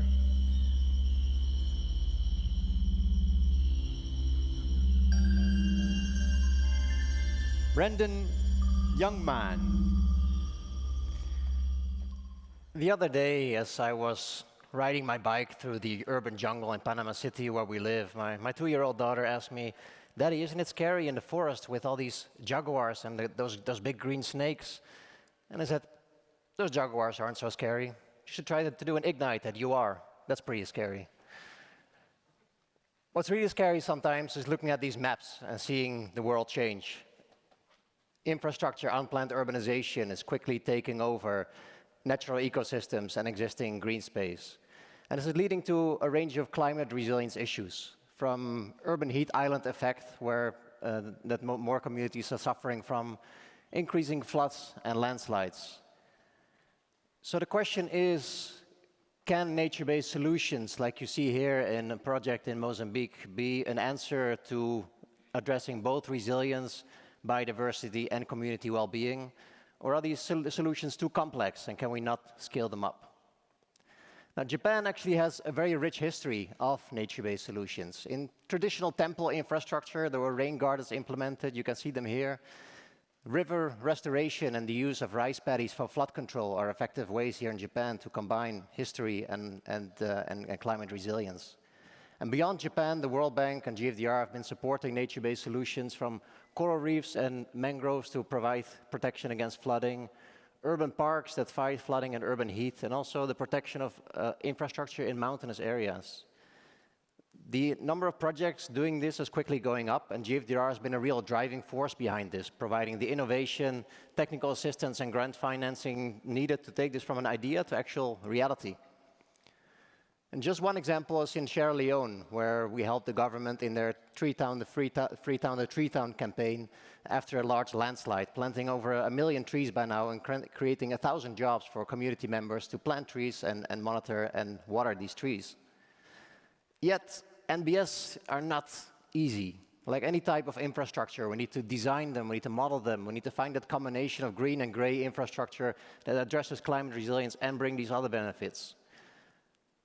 On the financing side as well, there are opportunities to nature-based solutions. Often they're cheaper than gray infrastructure. There are new markets like carbon financing, biodiversity finance. There's also challenges, operations and maintenance, the duration of projects that we need.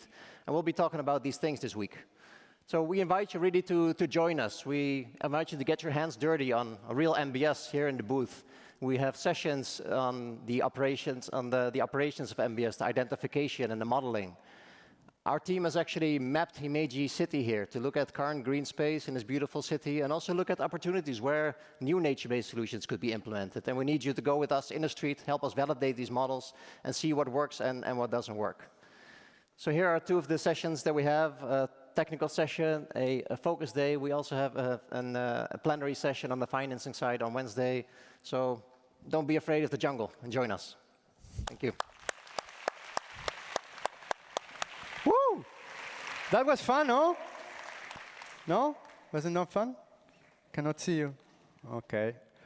Well, breathing, that was intense, no? A moment of learning. So, the sixth word today. Today you can go out in the market and start speaking Japanese almost, no? Ikigai. Ikigai means, what is the reason behind I get up every day? It's not the alarm. What drives me every day to get up and do something?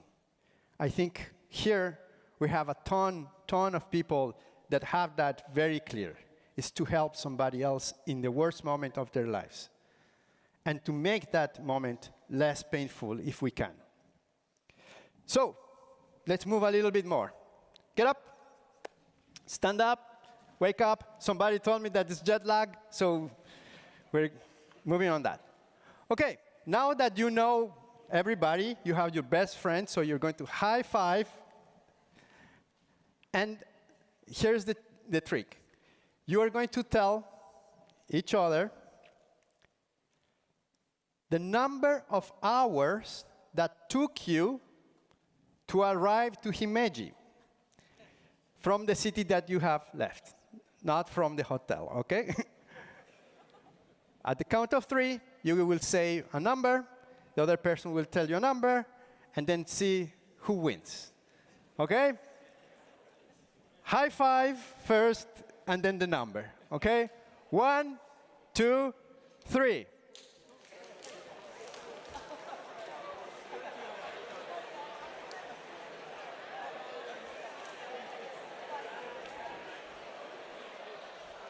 Wow. I hear 40 hours? 30 hours. Okay. Thank you. Thank you very much. You can sit down. Who said 40? 40 hours? You miss your bus. Okay, let's come back to the Ignites. The last 5 igniters.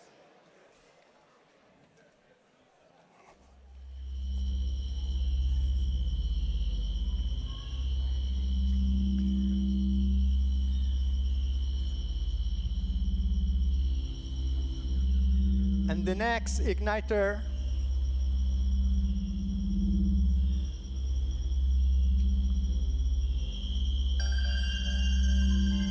is Laura Bergen. Konnichiwa, hello. Good morning, Lombazu. Wakey, wakey, rise and shine. Today is Wednesday, the 17th of June in 2054. And now it's time for the weather forecast. So it's going to be another really hot one out there again, I'm afraid, people. The third week where we'll be seeing plus 40. Do you remember when you used to be able to sleep at night? I miss those days. And moving on to the rain, I'm afraid, as Storm Swifty moves in at lunchtime, we're going to be seeing some very heavy rainfall this afternoon and some very strong gales. So please keep an eye out for the storm arriving. In fact, Lombazu Met Service has issued a flood alert for tomorrow, especially in Magulu district. We know that in Magulu town, our capital, the sanitation and drainage is awful, so I'm afraid it's not going to be pretty tomorrow. So please be prepared. Sign up for warnings from Lombazu Met Service. Protect your property and prepare your grab bag. And look after vulnerable people, such as your elderly neighbours and those with small children. Now, moving on to the outlook for July and August, we're going to continue to see a high risk of tropical cyclones or typhoons. And these will be much more intense than they used to be a few decades ago. Rainfall will also remain very variable, so please be aware if you're a farmer. And because of this climate emergency, our mayor, Mayor Nairi, has arranged a climate emergency meeting in the town hall tomorrow, room 409 at 3:15. We'll be talking about what the people of Lombazu and the global community should have been doing to make the country more resilient. What should we have been doing in the 2020s? Should climate finance initiatives have been using climate projections? How could disaster risk financing, climate projections, local, traditional, and other forms of knowledge have been combined to best assist Lombazu? So please come along to meet our amazing panel of women. We have Temily Baker from UNESCAP, Lisa Lang from the World Bank, and Rachel Allen from the World Food Programme.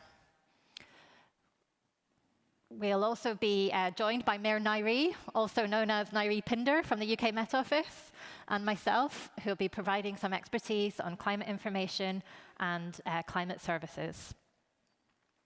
So please come along to the town hall meeting tomorrow. Come rain or shine, we'll be there to discuss futuristic, using climate projections to inform action now.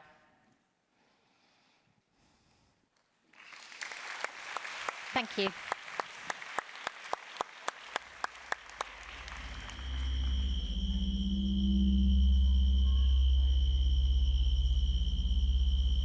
Next igniter.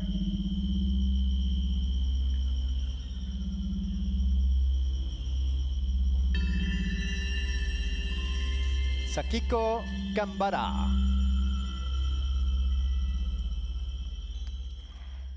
Good evening, everyone. My name is Sakiko Gambara from World Society of Disaster Nursing and Kobe City College of Nursing. Today, I'd like to talk and discuss with you about what transdisciplinary approach. Yes, and why transdisciplinary approach at the time of Hanshin-Awaji earthquake. I was a student, and I would like just study well and work well in Kobe and community. And I want to become nurse practitioner and researcher, care and treatment, integration, and science technology as art and science. And I work with global community nursing and go to affected area. Then they need a map because we cannot understand who they are, where they are. So we need the map at the time and need who work in local nurse collaboration. Then, in my hometown, Mabi, disaster occurred. At the time, I was there because I was on maternity leave. And I have to work with family and people who I met ever. And make the map, not for community, but with community from survivor side. So now we would like to discuss much more what is transdisciplinarity approach, TDA. This approach, I would like to talk about community empowerment more and the gender-based approach and many what transdisciplinary approach. And this is my Nepali student develop metaverse for they want to speak up basic human needs and not and so for example protect from bad guy. So I want to say what transdisciplinary approach. Also disaster nursing already naturally transdisciplinary approach I thought. Please come to our session. I also join intersectional action research, cross-sector approach, beyond cross-sector approach, and also to breaking the silo. So please, I'm looking forward to meet again in this week. I want to discuss with you about transdisciplinary approach. Thank you.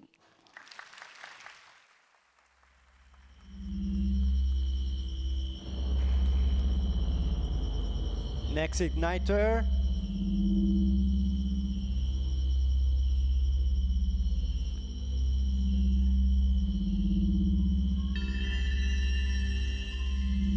Shubaru Ghosh.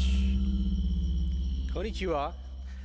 Welcome to the introduction of our session, Symphony of Traditions and Innovation. Today's society are complex ecosystems that can be disrupted by sudden or even long-term effects of climate change. Renowned author Amitav Ghosh, who, by the way, is not related to me, he argues that when it comes to natural disasters, humans have a very narrow view of space and time. Communities over generations have passed down traditions and innovation to build resilient societies. We have got tremendous technologies such as satellite Earth observation, as well as artificial intelligence that are being used to create societies that are futuristic and resilient. Communities in different parts of the world approach response in different ways. So in our session, we are going to talk about the past, where we stand now in terms of our understanding of risk, and what does the future look like? We have a prolific lineup of panelists brought together from different parts of the world and who have a burning desire to connect traditions and innovation and assimilate the language of risk. I would like to think our session is like jazz music. In jazz music, performers like John Coltrane, Charlie Parker, each introduced new ways and techniques to address and use the same age-old instrument. That is the cornerstone of jazz. And very similarly, our session will look at new innovations, such as, can artificial intelligence really predict the impacts of disaster better than the traditional models? I would like to imagine we are better off today for technologies like digital twins. But what are some of the applications of digital twins in disaster? a very key, important part of communities is recovery. So we are going to look at some of the innovational values and challenges as communities in different parts of the world try to recover from disaster. And the final theme that we are going to talk about is look at this burning question of wildfire risk that has been going on for the last several years. Can technologies like Earth observation satellites and modeling really help create futuristic societies that can address this risk?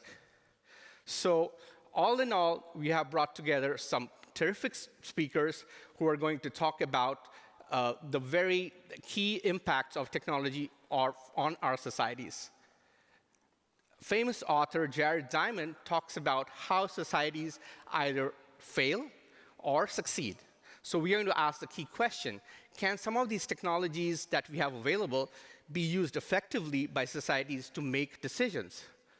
Come join us tomorrow at 9:30 a.m. at the Medium Hall. We are going to string together the various traditions and innovation and immerse ourselves, like the music of jazz, in this symphony of tradition and innovation. Thank you.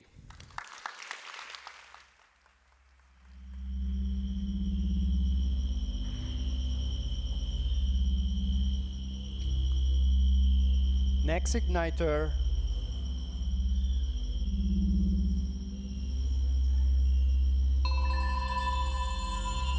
Olivia Jensen.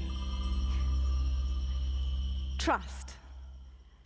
I'd like to invite you to come tomorrow morning to think through with us the relationship between trust and disasters. So when you trust someone, you're comfortable, you're willing to let them take decisions about your safety. But the thing is, trust is hard to earn and easy to lose. Maybe not from this guy. I think you just give him something good to eat and he'll trust you. But between humans, it is. We have to work hard to be trustworthy. Trust matters, particularly when time is short. It matters because it reduces transaction costs, it speeds up decision making.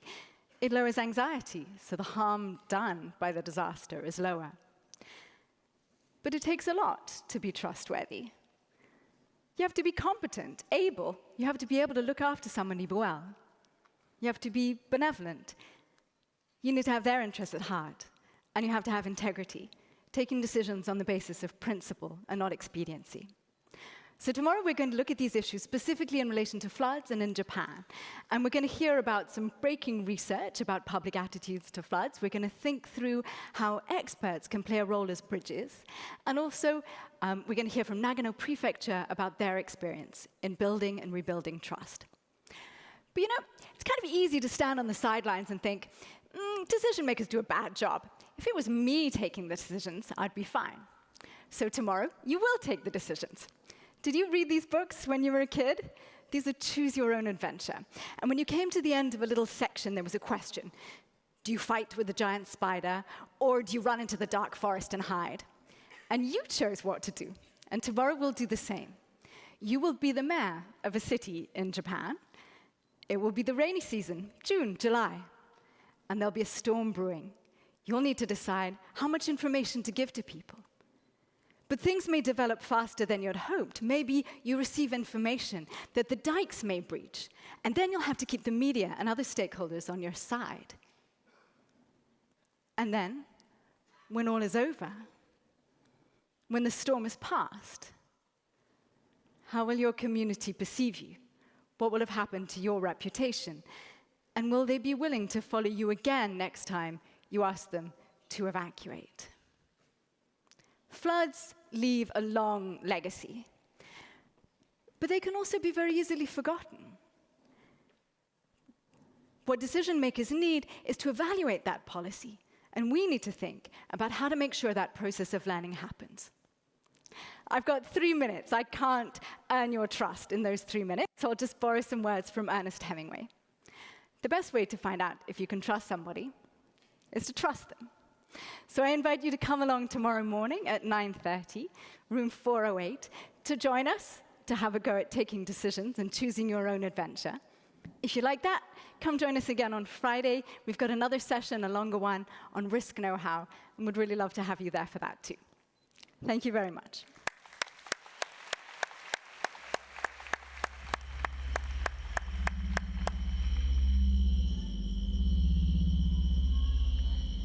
Our last igniter.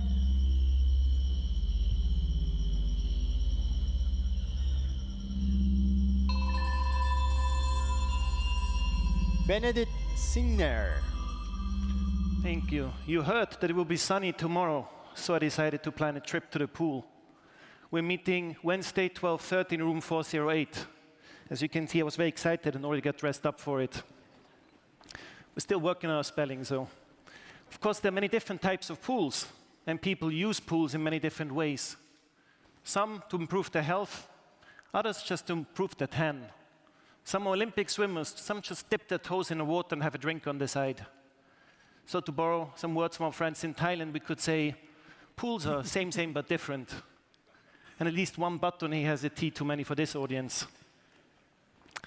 But why am I talking about pools? Let's take a quick detour to a different type of pooling, insurance. Sometimes accidents happen, no matter how well we prepare. When we do slip and fall, let's hope she had insurance, so she can get back up and running again quickly. Of course, the same should apply for disaster losses. Reality is, though, today most disaster losses are uninsured. Sure, you might say insurance is just too expensive or it doesn't really work. But in advanced economies, this protection gap is only about half that size. Why is it that we have the tools, but the most vulnerable are left to absorb the losses?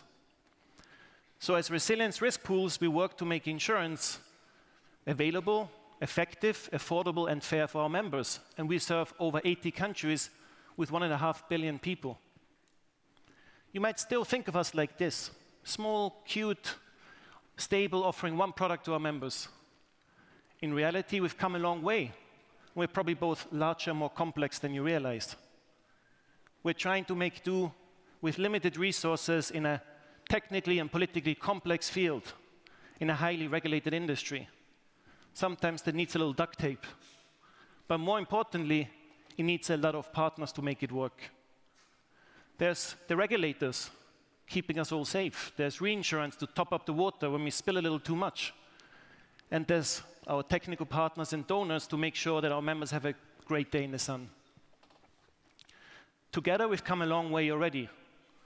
Last year, we issued over 80 policies providing more than $1 billion in protection to our members.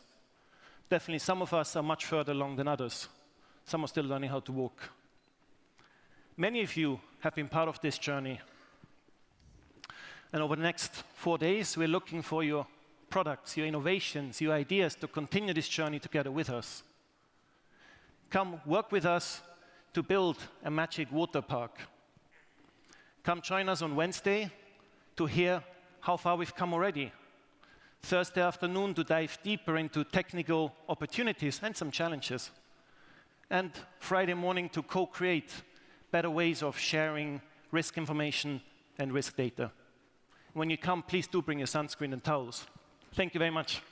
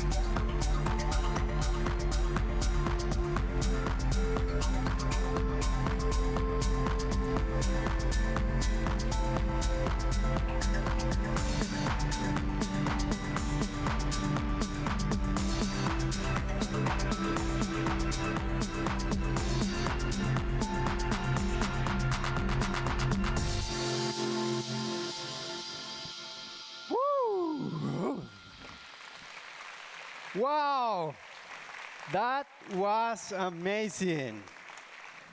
That was great, no? Big applause for these volunteers. And some of them, English is not their first language, so another applause. That was amazing. You saw a little bit of what is happening this week. Very little. We have over 55 technical sessions. We will have 42 focus groups.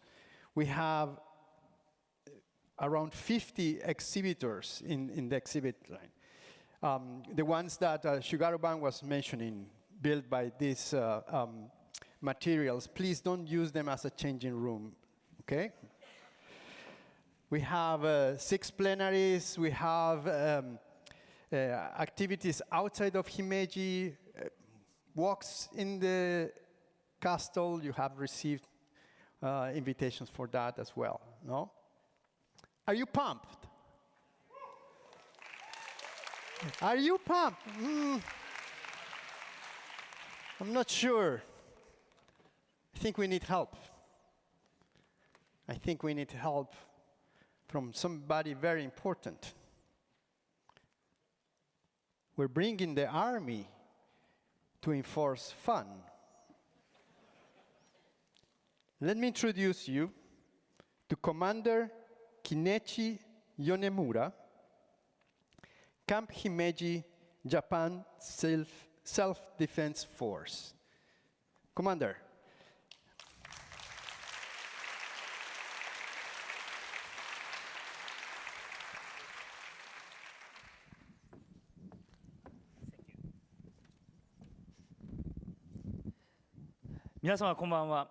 Hi, good evening. I am commander of Camp Himeji. Everyone, thank you for inviting me and Himeji Shirasagi Taiko, White Heron Taiko drum to the opening ceremony of the World Bank UR 2024. Camp Himeji has a history and a tradition of 127 years since 1897. For DRM, we are in charge of about 60% of Hyogo Prefecture. Our track record includes the Great Hanshin Awaji earthquake 29 years ago, typhoon, forest fires, and other activities. In the wake of the Noto Peninsula earthquake that occurred on January 1st this year, many members of our Camp Himeji were dispatched to assess the needs of the disaster victims and transported supplies. Now, the Himeji Shirasagi Taiko, White Heron Drums, is a traditional Japanese taiko drumming group that was founded in June 1990 by a group of like-minded members of us who wanted to preserve the traditional Japanese performing art of taiko.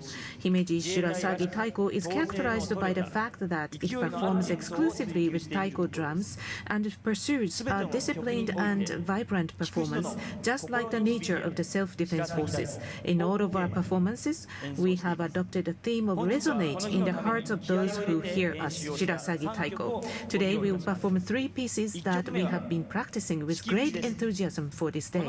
The first song is Shiki Uchi, or 4 Seasons. This piece expresses the Japanese spring, summer, fall, and winter through the rhythms of taiko. Please enjoy the powerful harmony of Himeji Shirasagi Taiko featuring control and vigor. Please enjoy.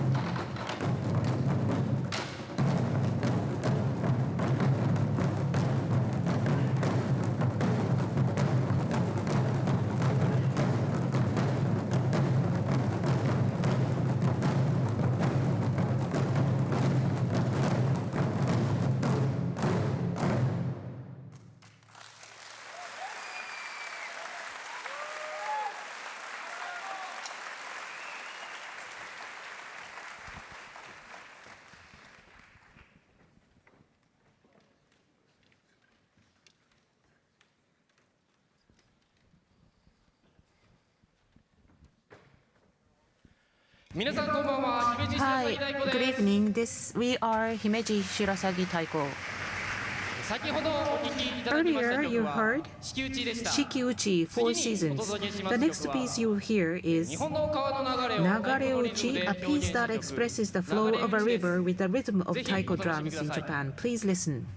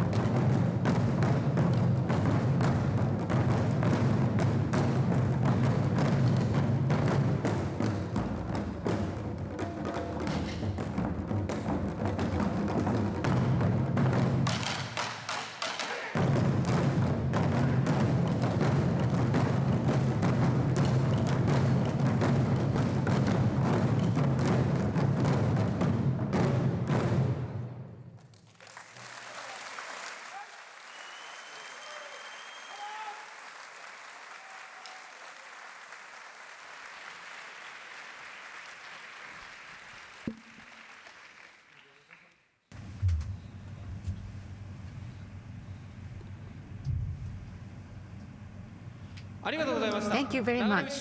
It was Nagareuchi. The next piece is going to be the last of today's Shirasagi Taiko. Well, this is about the cold that has been waiting for the winter snow to melt and is now running around in the meadow, rejoicing in the coming of spring. Please listen to Shumba, Spring Horse.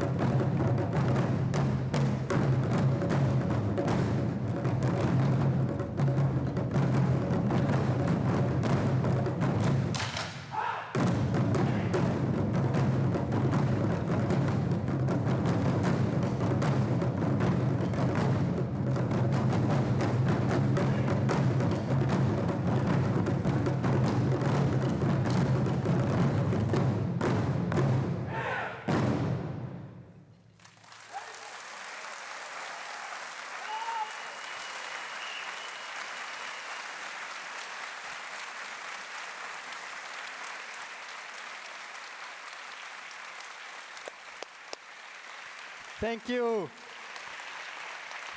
Thank you very much.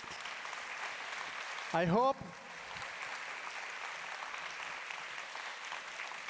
you're pumped. We are halfway through. No. Now, I heard that in order to go past jet lag, you have to have fun and have some drinks. So, the worst and the most difficult part was bringing all of you here to Himeji. That's done, check. But we have one more task for you, and it's very, very hard. We want you to help us to finish all the drinks and food that is in the back. And for that, please follow the light.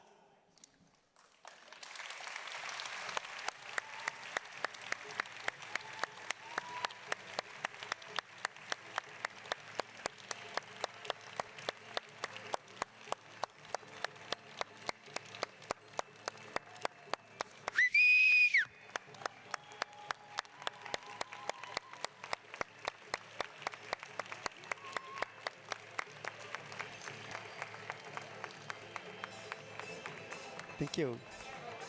Thank you. Thank you.